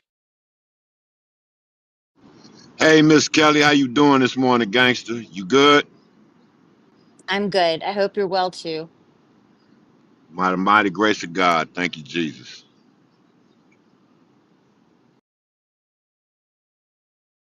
Man, I just want to say I love you guys, man, for being so open minded and for being able to even listen to some of the stuff. Because sometimes I tell people my testimony, they think that I'm just saying it because it sounds good, and I be like, "You what you?" And I like to quote Eminem, like, "Oh, you think I'm just saying this shit because I'm thinking it just to be saying it?"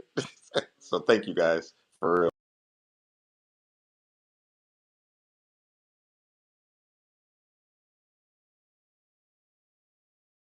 Hey, JB might come out to New York and fuck with you, cuz. Let me know when you're coming. We'll have lunch. Me, you, Yeah, Norm, I Marvin. think Rick out there now. He hanging out with my little niece. Her name is Shawana Covington. She call her Shoe Bang. She call herself Shoe Banger. She got a radio show out there. But I'm gonna come out there and just hang out and go holler at my boy Jaleel Hutchins. You know that's my man from the group Houdini. It's like my little nephew. Whenever he used to come to California, he said, "Hey, I need your car." Motherfucker come over there and be riding my motherfucking Corniche around, and then when I get in it, motherfucking every Jaleel. Yeah, man, back in the day, what a life. Wow. I can't wait to beat your ass, Roger. I promise to God. I can't even sleep, man. April cannot get here fast enough. Why are you gonna beat Roger's ass? All right, stay. You got to stay in the loop, kid. We got a little putt putt golf contest. We're gonna put some bread in the pot. Yeah, Raj, I'm gonna up the ante, man. I've been telling my homeboys that I want that pot to be 10,000, right? And I ain't trying to do, usually when I do that, I wind up putting all the fucking money in. I'm not doing that shit no more. But 2025, my goal, and I already, talked to the creator about it. My goal is to help 100 veterans find shelter, find direction in what they're trying to do. I see my little veteran homeboys running around here like zombies, man, and that shit is annoying as fuck. You know what I mean? So I'm gonna try to clean their credit up. My son coming out to Las Vegas, the one that grow marijuana, but he got a EFA number. He gonna open him up a tax office. Know what the fuck he been waiting on, but finally he gonna go on and do that, and then he gonna do credit repair. He gonna do all of those shit, and I'm gonna just, I'm starting a nonprofit called Veterans for Vets Foundation. I got a lot of good shit going on for 2025. I'm excited. I'm excited. But this is my new joint, so you know what I mean. I already did a little friend request. Oh shit, there go my homeboy. What up, cuz? What up, Normo? Normo must be puffing on a joint or something. Damn, What's there up, go Norman? Ant. What's happening, cuz? Good to There see go you. Anthony. How are you? What's up, boy? Unc, see ya. Big Unc. I don't, man, same pimpin', different prostitute, man. Get you some fucking golf clubs, man, so you can come to the first annual Freeway Boys Foundation for Health and Wellness, Community Economic Development, and Social Change celebrity golf benefit. Everybody gonna be at that bitch. Smokey Robinson, goddamn it, Jeffrey Osborne, Beverly, everybody I know gonna come and play some golf with us. Goddamn it, right here in sunny, beautiful, fucking Las Vegas, Nevada, man. You dig?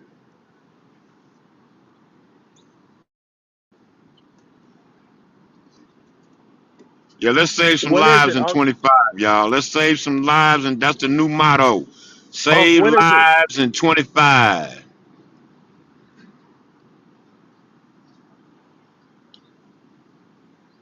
When When's you the wake golf up in the tournament, bro? morning, just say, "Dear Lord, thank you for the blessing." The blessing is just opening your eyes. All that old, make me rich and that kind of shit. God don't want to hear that.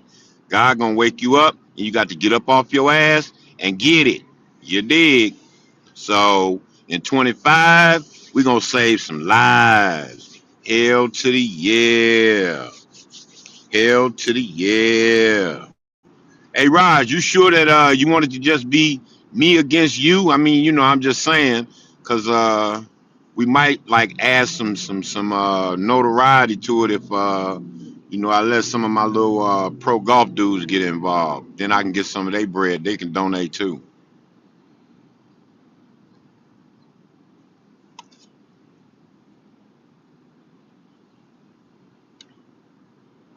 Hey, I'm Anyway, I sorry to didn't mean to interrupt you. take over the stage. I'm sorry about that. Whatever, cuz, what's your name? Aroma? Yeah, Yeah, more of you was my. spitting game, man, but you got to get rid of that ticket though, kid. You got to be a member of the house. You got to get rid of the ticket. What do you mean get rid? What does the ticket do? You got to join the house. You ain't a member. You ain't with the mob, kid. You got to be you gonna be a gangster. We all gangsters. This Roger don't got gangster behind his name, but he a gangster. He just got Roger's house. You need to put Roger's gangster house. Cause we all gangsters up in here. I clicked the join button on the house already. I'm Nah, not you sure. It said gotta, yeah, you gotta go out and come back in, and then you be straight. okay.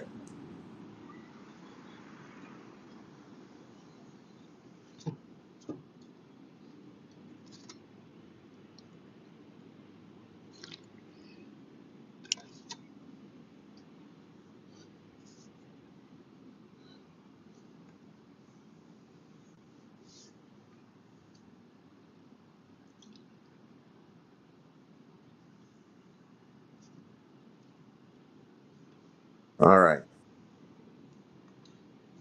Yes, sir. Now you looking like a gangster, kid. You looking like a gangster. I don't know about gangster, man. I feel more like an Enochian. But I'll tell you, I just sent a message to you, Steve, and Roger and Kelly, and as well as I forgot it. I don't see him anymore. The guy that you spoke to when you first came on here, Norman. I think his name is JD. I'm gonna also send it to you too, Norm. Um, I started a nation. It's going to be a little hard to believe. After the raw, nothing is hard to believe. Oh Just God, but let's do it. so If you I could said, roar again, that would make my day. uh, well, right now I just woke up, so I'm not in the place of roaring just yet, but I can growl really loud, like which like alarming. Whatever the case may be. That's how I warm my vocal cords up. I don't know how to describe it. Just really start purring, like my whole body starts moving like a cat and everything. My lady loves when I do it. But yeah, I sent you guys an opportunity to possibly check out something that I've created, I brought to this world. I'm not giving this opportunity to everybody because I'm not really trying to have a whole bunch of people around me.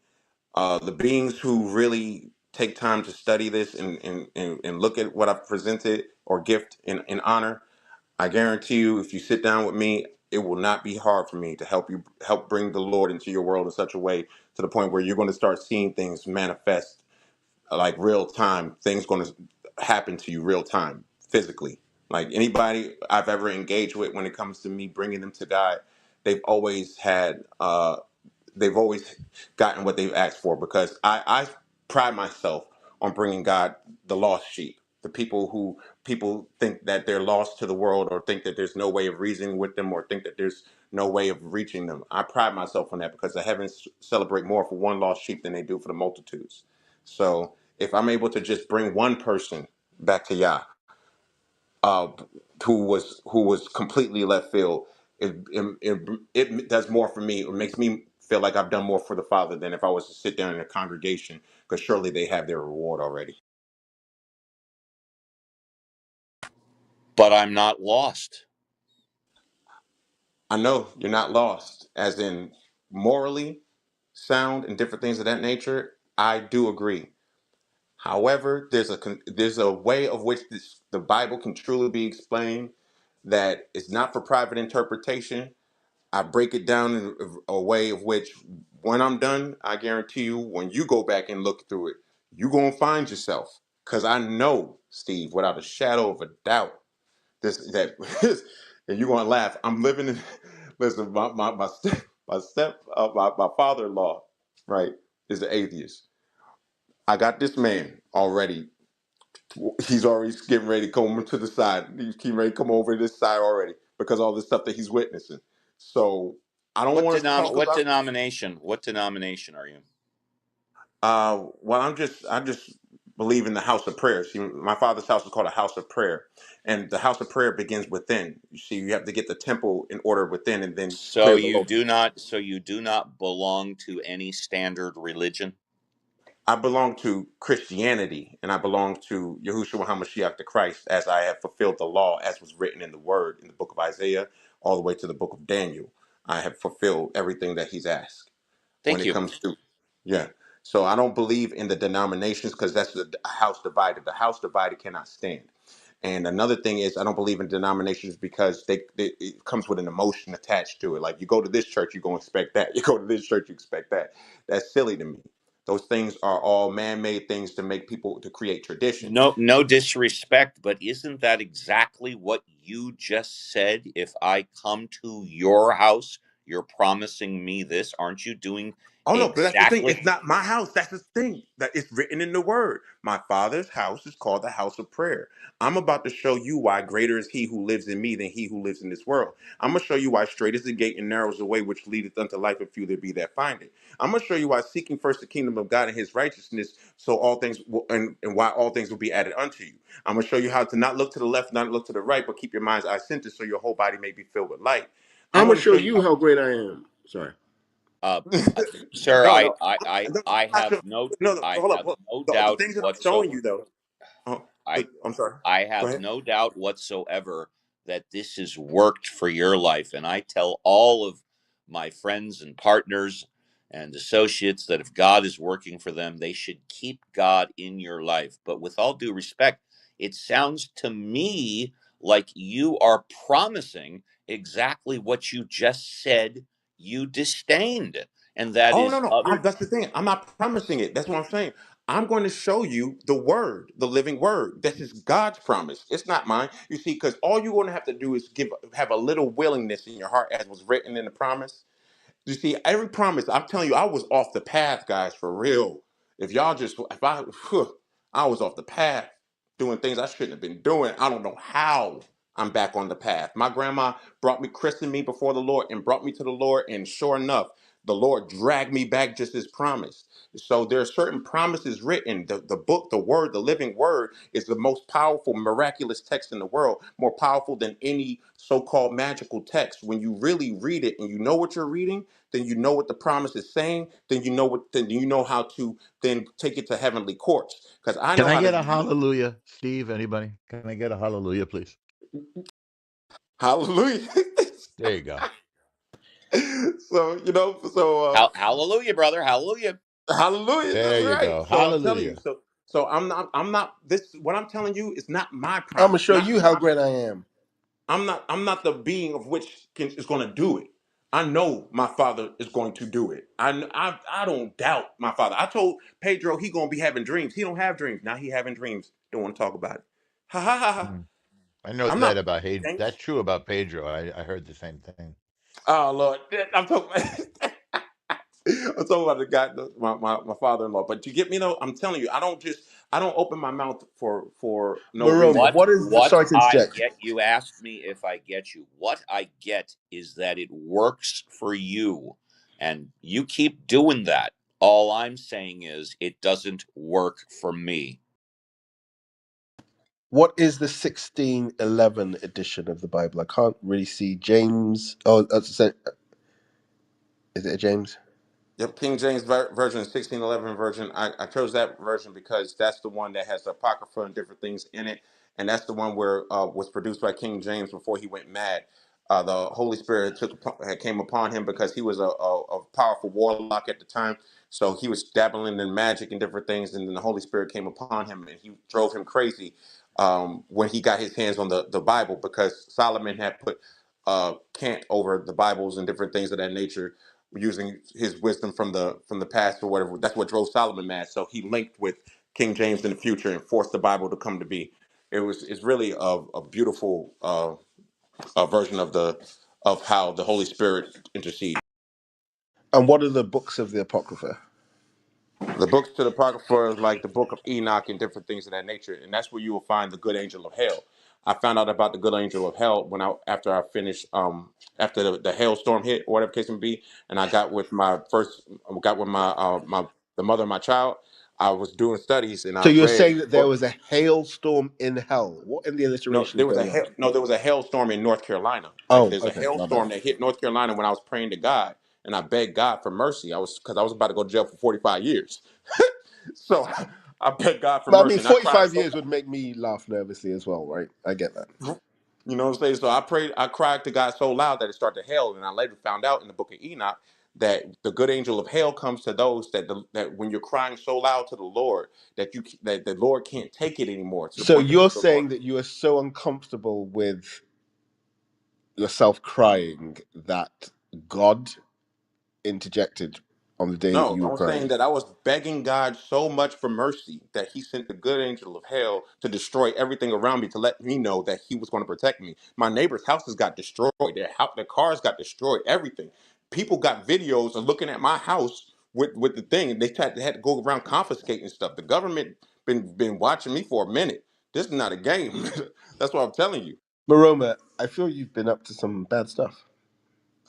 I had no reason to be up to bad stuff. I've been actually practicing being good for 10,000 hours, over 10,000 hours. I've been Okay, so practicing being you're an good. So expert now. that's right, because I recognize that everything that we say is a word. So the word, so greater, if greater is He who lives in me than he who lives in this world. So that means that when I speak my words, when my word leaves my mouth, it's going to return unto me. So when I'm using these words, it's for a purpose. You get what I'm saying? I'm not going to just say it because it sounds good. It has to be. It has to be a directive, a direction.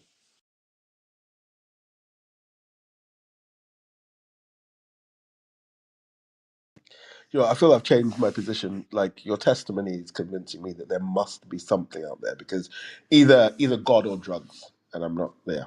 Like Man, because listen, this is how it really gets. If you want to, I can sit down with you and I can literally start walking you through how to truly wake yourself all the way up because you see, everybody want to believe in magic. And yeah, I know magic is real. I've seen it. I've done it. I know it. I've tried to become a werewolf and everything. I've done so many crazy things that people going to think is sorry, crazy. 1 second. So sometimes you say things too quickly for me to process. I remember you from like 3 minutes ago as the lion. Are you saying you're also a werewolf? I tried to become a werewolf when I was a kid. So you're And when doing I tried to both of become those programs at the same time. No, no, hold up. When I was a Okay. kid, this is when I was younger though. This is when I was like 5 or 6 or something like that. I tried to become aware if I was going to bathe in the dog's blood and everything. I tricked my mom into get me a dog so I could cut the dog up and bathe in his blood and had the ritual thing drawn on the ground. And right when I was about to do it, I had everything ritual on the ground. The whole world around me got super dark and I couldn't even see I could see the fence, but it's like the fence was like the only thing. It's like the darkness had wrapped around the fence and everything. It was dark and it's like something was watching me and I was a kid and I was looking and I was like, all right. I looked at the puppy looked at me, I looked at the puppy, I was holding it up and I said, okay, I can't do it, God. I'm not going to do it. I don't want to do it. I can't kill the baby just so I can become a werewolf. There has to be a better way for me to become powerful. Because when I was a kid, the reason I wanted to become all these things is because I wanted to have abilities. I wanted to be able to run as fast as cars and pick Did up. you feel like as a kid that you didn't have much power? As a kid, I felt that I had a lot of power. I was doing things that I shouldn't have been. Like one time, I got into a back and forth with one of my teachers, and she was telling me she will often try to catch me not paying attention in class. So I developed a way of playing time back in my mind, so that way when the teacher would ever call on me, I'll play the time back in my mind and be like, "Oh, this is what the answer is for the question." And she used to get so mad at me. Her name was Miss Testanier. And I went and got into an argument with her because one day I had a dream that I was this guy and I was like uh, deaf or whatever case may be. And the next day she's talking about Beethoven. So now I'm going back and forth when I said to my mom, I said, Mom, what if I'm Beethoven? My mom busts out laughing at me. And then so I said, okay, well, maybe I'm not. And so I was going back and forth with the teacher. And then I told her, I said, hey, Beethoven's black. And the lady said to me, oh, black people can't have everything. And now, so I took that to my heart when I was a kid and got older, just maybe go to military school and find out that Beethoven's house was called the House of the Black Spaniard. Came back to her class and cursed her ass out. Because I've proved to her everything that came out my mouth when I was a kid was accurate all the way up to this point. I only hope, Maroma, that you can go into some of the clubhouse Hebrew Israelite houses and bring them over to your house, because those peeps are bad news. Oh yeah, absolutely. What's happening is they've forgotten the golden rule. You see, and because they've forgotten the golden rule, what's going to happen is they're going to get to where they think they're going to get, Mo- which is going to be heaven. They're going to make it. uh, I'm not going to sit here and hold you. I'm sorry, Moroma. Do you know why the house is called the House of the Black Spaniard? Beethoven's house in Vienna, I assume, right? That's where you saw it. So the reason I actually studied some of the history in musicology courses about that. Do you know why it's called that? I have no idea why it's called the House of the Black Spaniard. I do know that in order for you to have rhythm and be able to do all those different things while you're deaf, you have to have melanin in your system. Go ahead, I'm listening. Yeah. So the house that I believe he bought that house. It used to belong to a monastery, and so the monks who inhabited this house wore black robes. That's why they call it the Black House. Hmm. I had no idea, but later I found out that Oh, Beethoven and was black. yeah, he was not black, and He wasn't? Are you he sure? no, yeah, I'm certain. Uh, their So you telling me? depictions So of you telling him, me Nikola Tesla wasn't black and and Beethoven wasn't so black? I mean, if you want to be like uh, very general and say that everybody came out of Africa, then yeah, absolutely, everybody's black. But I believe the monks were also from Spain, so that explains the name of the House of the Black Spaniards. I can see where you're coming from with that, when it comes to the robes and different things, because the ritual works and different things that they do still participate in, even when it comes to the courts. So I can absolutely see where that links in. I'm gonna have to go and pull some information up. I'm gonna save you on one of my friends so I can pull the information up, and then what I'll do is I'll share Sounds it good. with you. 'Cause I got the proof that Beethoven was black. I got the proof that Tesla was black. I got the proof that all these beings, and it's not just say that they were black. No, I have proof of these things because once we have proof, we can start to identify when we were infiltrated. What does We proof mean in this concept, in this context, Meaning that Moroni? there's two races of beings on this planet. There's the terrestrials, which is what we are, and then we have the extraterrestrials, which is everything else. And the extraterrestrials are all masquerading in different things, and we are all thinking that they're extraterrestrials, but they're actually, I mean, that they're coming from out of the world, but they're actually in this world right now. And so the people of the deep infiltrated us sometime between the fall of what we would call Atlantis, or the disruption between the kingdom of when Solomon's around Solomon's time. So the people of the deep, which is Cthulhu and Dagon and all those beings that they're going to start telling people about real soon. They're trying to get people they're gently corralling people with the idea that there's something more going on. Um, So just a couple of things. First of all, honestly, it doesn't really matter if the Beethoven and Tesla were black or white or or Asian. That's the whole point of transcending any kind of racial boundaries, which is a social construct. But also, I mean, you are aware that Cthulhu is a fictional character, right? Created by who? Lovecraft.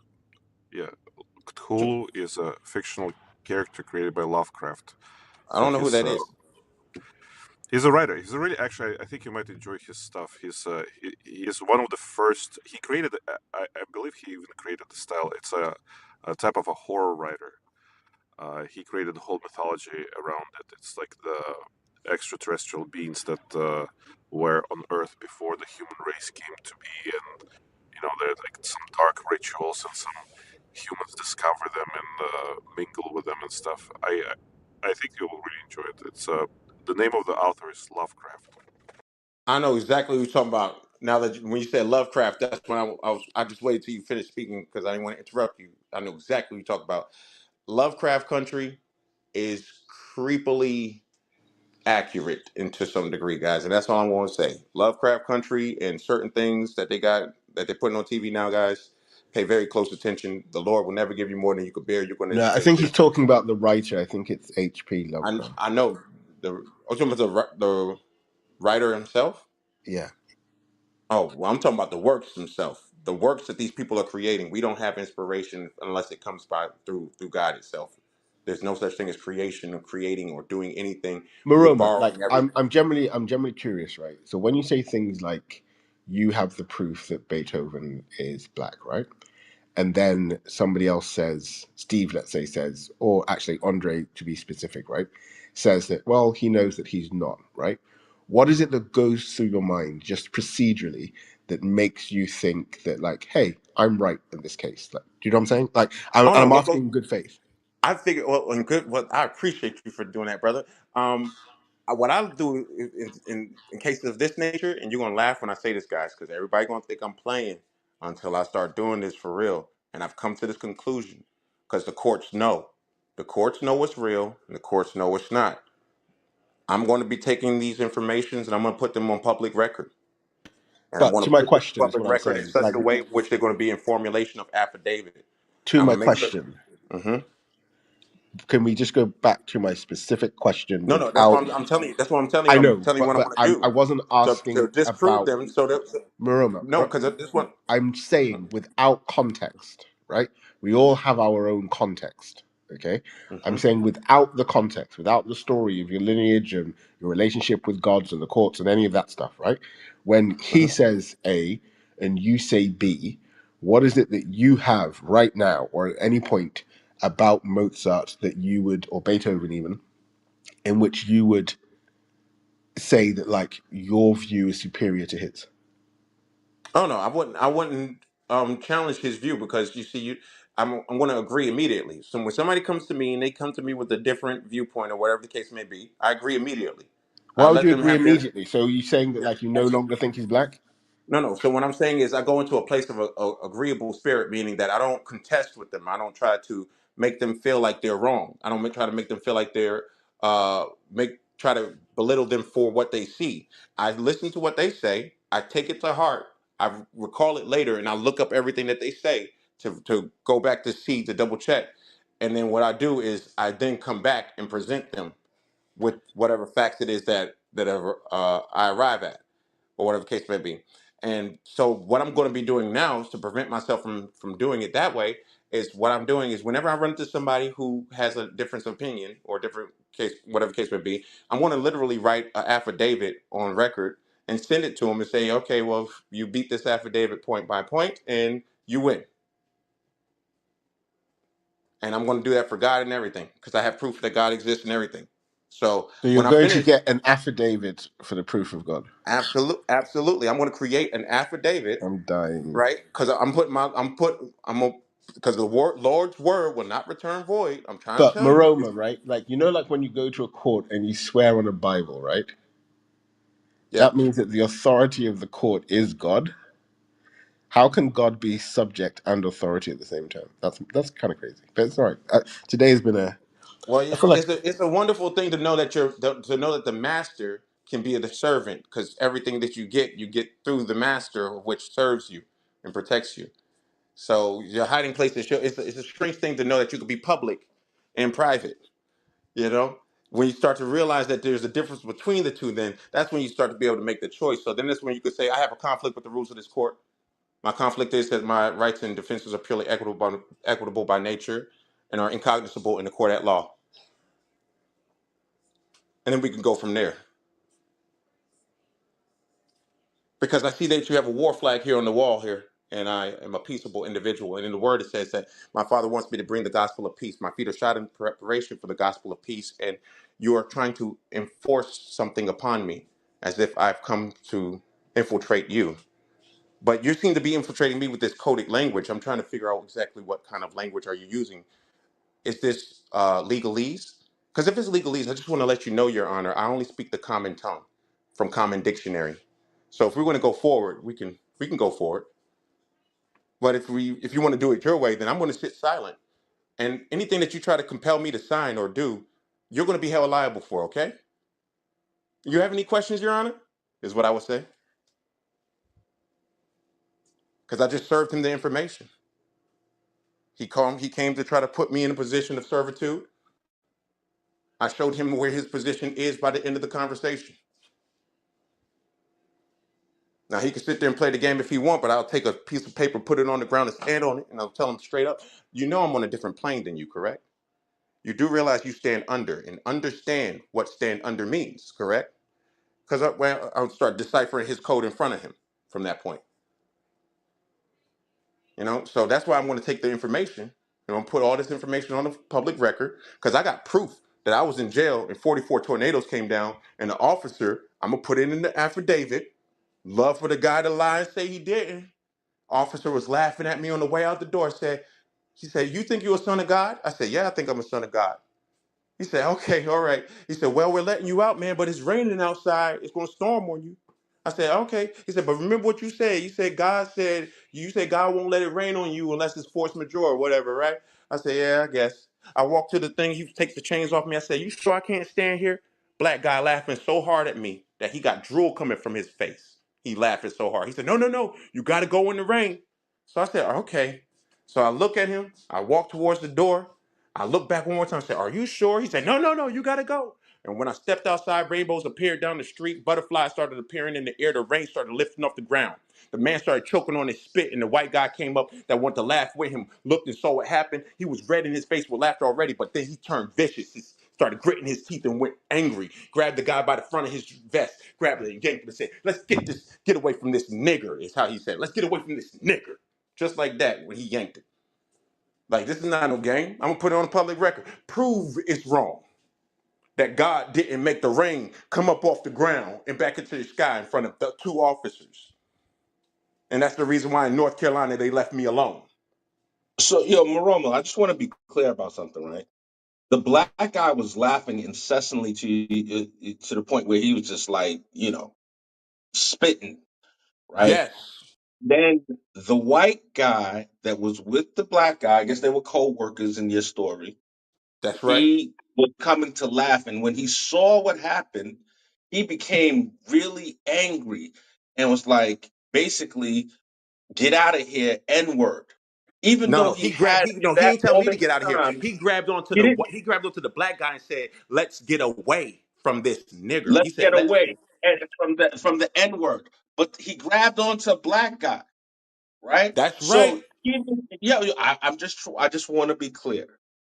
In That's right. your And it's gonna be an rendition of this affidavit story, format soon. That's right. okay, Maroma, we might be disagreeing about the wrong thing. I want to be clear.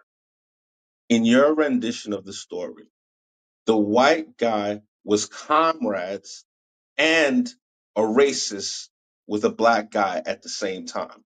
Yes. Oh my God. Yo, wait up. Who modded this guy? This, I give up. And I'm telling you, what I'm telling you is absolutely the truth. Swear to God on my life.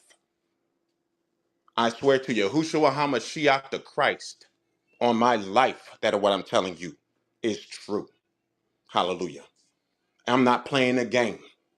I was sitting in the jail cell. I told the officer when I was in the jail in Cabarrus County, I said, if y'all don't let me out of here, I'm going to destroy this world with my mind. The bad man laughed at me. They had 44 tornadoes from Cabarrus County all the way to Sampson County, all the way to Tennessee. I told him that if you don't stop bothering me, when the officer came to me, he said he want to have a good day. It's storming so bad. He said, man, you're really messing the weather up out there. And I chuckled at him. He said, but I really want to go to the beach. I said, okay, cool. He said, you want to go to the beach? He said, yeah, I want to go to the beach. I said, all right, no problem. He said, can you make the weather good so we can go to the beach? I said, all right, it's done. And he said, you ain't going, that's it? I said, yeah, it's done. What else you thought I got to do ritual work? I told you I don't do all that. I'm a child of God. Right? He looked at me, chuckled, left, came back. He came back bragging about his time at the beach. Forgot that I told him Yeah, that he was going to have a good day at the Maroma, beach. So Maroma, I you need have you. godlike I need you power to over the enlighten weather. me a little bit. Yo, agent, 1 second, bro. Maroma, I need you to enlighten me. When in the Garden of Eden, right? When God said, "You guys can eat of any fruit except for this tree," did He know that they were going to eat that fruit? Yes or no, Absolutely. Maroon? Absolutely. He knew. Okay. So if he He knew knew that before they Adam ate the wasn't going to fruit, eat. He knew that Adam wasn't time going to out, be time tricked, and he knew out, that the time woman out, was. time out, time out, time out. If he knew they were going to eat the fruit, did they have free will? Absolutely. How can you have free will and it's already predetermined what's going to happen? Because you have the chance, because the Lord will never give you more than you can bear. What this simply means is when Adam ate the fruit, he ate the fruit because he knew that God was going to kill Eve. Okay, Maroma, I don't think you understand the words that are coming out of my mouth. I don't think you understand the question. If it was predetermined, God knew before it happened what was going to happen. How can Adam and Eve have free will? Because at the moment of making any decision, it is up to you whether or not you flick the switch on or flick the switch off. Meaning that Eve knew and she looked and she desired to be because she didn't already have the wisdom of her husband. So they came to the weaker of the two who was easily beguiled, somebody who can have their mind changed because God knows that we have minds that can change. He gave us minds that can shift. And he came to the weaker of the two. When Eve came and brought it to Adam, Adam said, "Oh God," in his head, she gonna die. So if she gonna die, I'm gonna die because she's the bone of my bone, flesh of my flesh. They're telling the story of how every time in all of humanity and all the stories, man is always finding a place of sacrifice because of the desire or the whim of the beings around them, whether it's women or children. And it just shows us mercy that's being shown because we all know what to do, but we're choosing. And that's what people don't get it. God gave us, and it says it, that God gave us the Maroma, ability of sorry to choice. interrupt the Gish Gallop a little bit, right? So I think what he's saying, right, is that in that moment that we're describing with God and Adam and Eve, right, the way he phrased it is to say, did God know that this was going to happen, right? And at the point of the decision, it kind of, I get where it can be a bit vague, right? But what another way of maybe phrasing it for you to maybe understand is that did God know that it was going to happen 10 minutes before it happened? Would God have known that, Maroma? And the answer is yes. This is what Cool. So free hold tight, will hold tight. is. So This is what I'm hold trying tight. to tell So you. hold tight. Follow my train of thought, right? So did God know an hour before it happened? Absolutely. So did God know 1,000 years before it happened? Absolutely. Right. So if God knows that something is going to happen 1,000 years before the event, right? And the event happened, okay, then the choice that Adam is making has no determination on the events. Do you understand that? I get your concept, but when it comes to There variable isn't a and but. There isn't a but. You either can you fully like describe that okay, concept? then here's what I'm gonna say. Here's what I'm gonna say. I'm It gonna doesn't say have from to the be beginning, God You gave. don't Hold on, have to hold on, hold on, wait. You ready for this? no. From the Let's beginning, try and do God gave Adam a understanding. choice. Wait, hold up, wait. From the beginning, God gave Adam a choice that he already knew what Adam was gonna do, even though he gave him the choice to do what he wants to do. So Okay. meaning that he gave you the choice to do what you want to do, but he already knows what you're going to do. Okay. Meaning So that that's why when Satan and Neil came to challenge him, because he's an interdimensional predator no, no. from Satan's return. Let's not go. Let's go not go around it, right? So what I'm saying is, right, is that they gave them the choice bit is an Gave him illusion the choice. because 1 second, because if 1,000 years before the event, God knew that this was going to happen, right? Then it's not a choice because Adam couldn't change the events. So a choice is Ah, something that you can determine. that's what I'm trying to get you to see. Choice is the determining factor is the fact that at the moment, and this is what people are not recognizing, at that moment, when we are born, we are one with God. Meaning that we have the strength inside of us to make any dire decision. Like when we get to a point where you're at a crossroad, you literally are standing there and inside of you, that part of you that is God is literally allowing you to make the choice, and you can feel it if you really pay attention from the time you were a child. down to the every big decision you've ever made. You'll feel like there's a presence, like, okay, if you go this way, this is what you're going to get, and if you go this way, this is what you're going to get. So God already put the parameters of what was going to happen there, and knew that from any direction they go, this is what's going to happen. So based on any branch, that's what quantum physics is. That's what the Breadloaf theory is. That's why that's what they're talking about when it comes to the true way that time is formed. Like any possibility that you can ever imagine has already occurred, and so down to the one that the of the greatest probability of who that being is in character, because if this is what you're made of, this is what you're going to do eventually.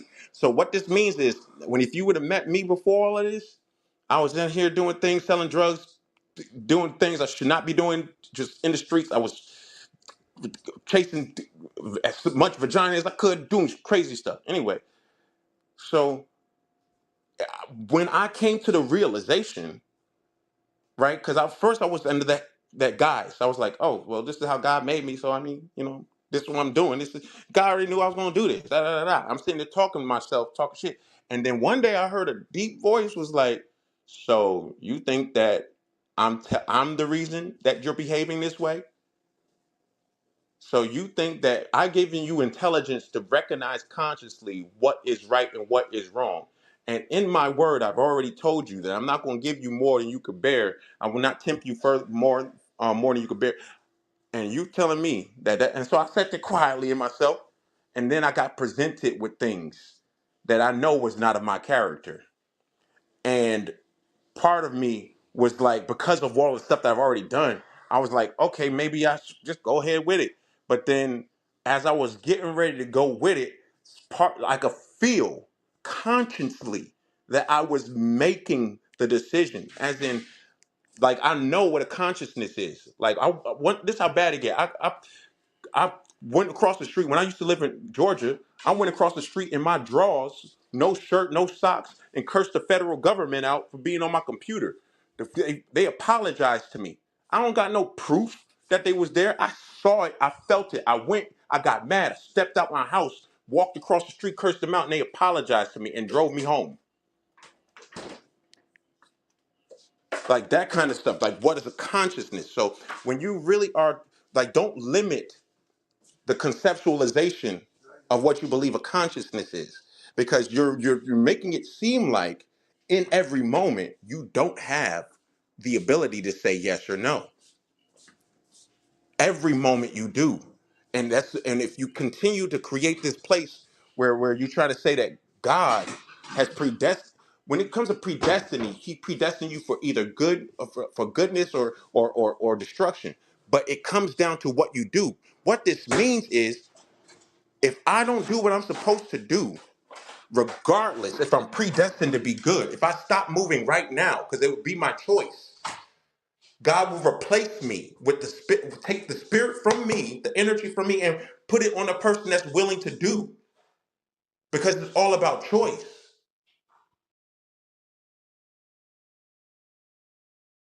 You get what I'm saying?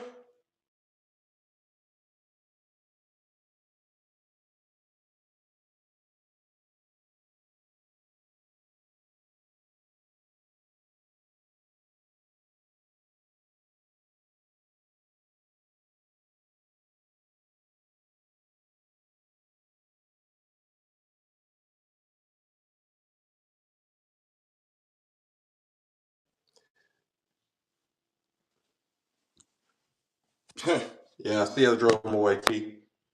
But that's what happens, because he wants it to be a limited perception that they've all limited themselves to. I don't have that capacity. I know God gave me free will for real. I know that I can take my ability and hurt people for real. And there's nothing nobody can do to stop me. That's what X-Men is about, guys.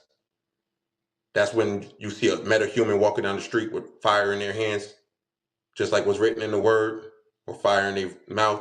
And if they turn it to you, they could just hurt you. They ain't nothing to stop them. The thing that stopped them is themselves.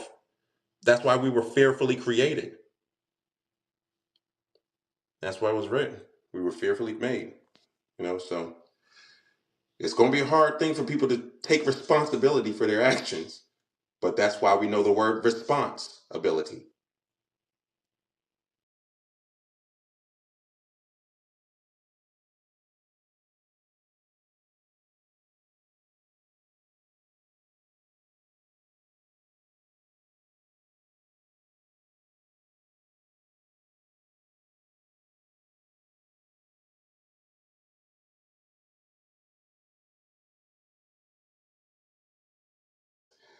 And T, it's going to bring me so much pleasure when you find out that I'm telling the truth.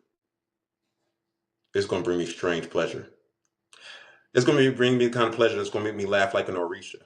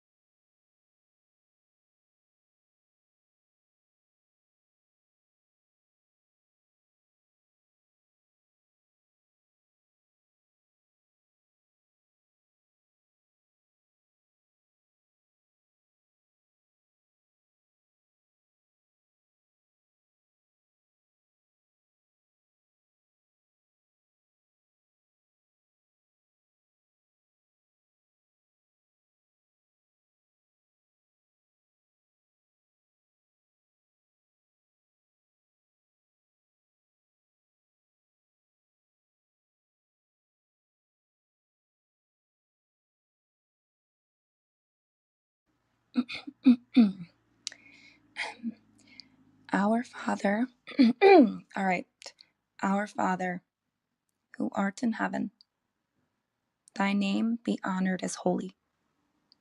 Thy kingdom come, thy will be done, on earth as it is in heaven. Give us this day our daily bread, and forgive us our trespasses, as we forgive those who trespass against us. And lead us not into temptation, but deliver us from evil. For yours is the power, the kingdom, the glory, forever and ever. Amen.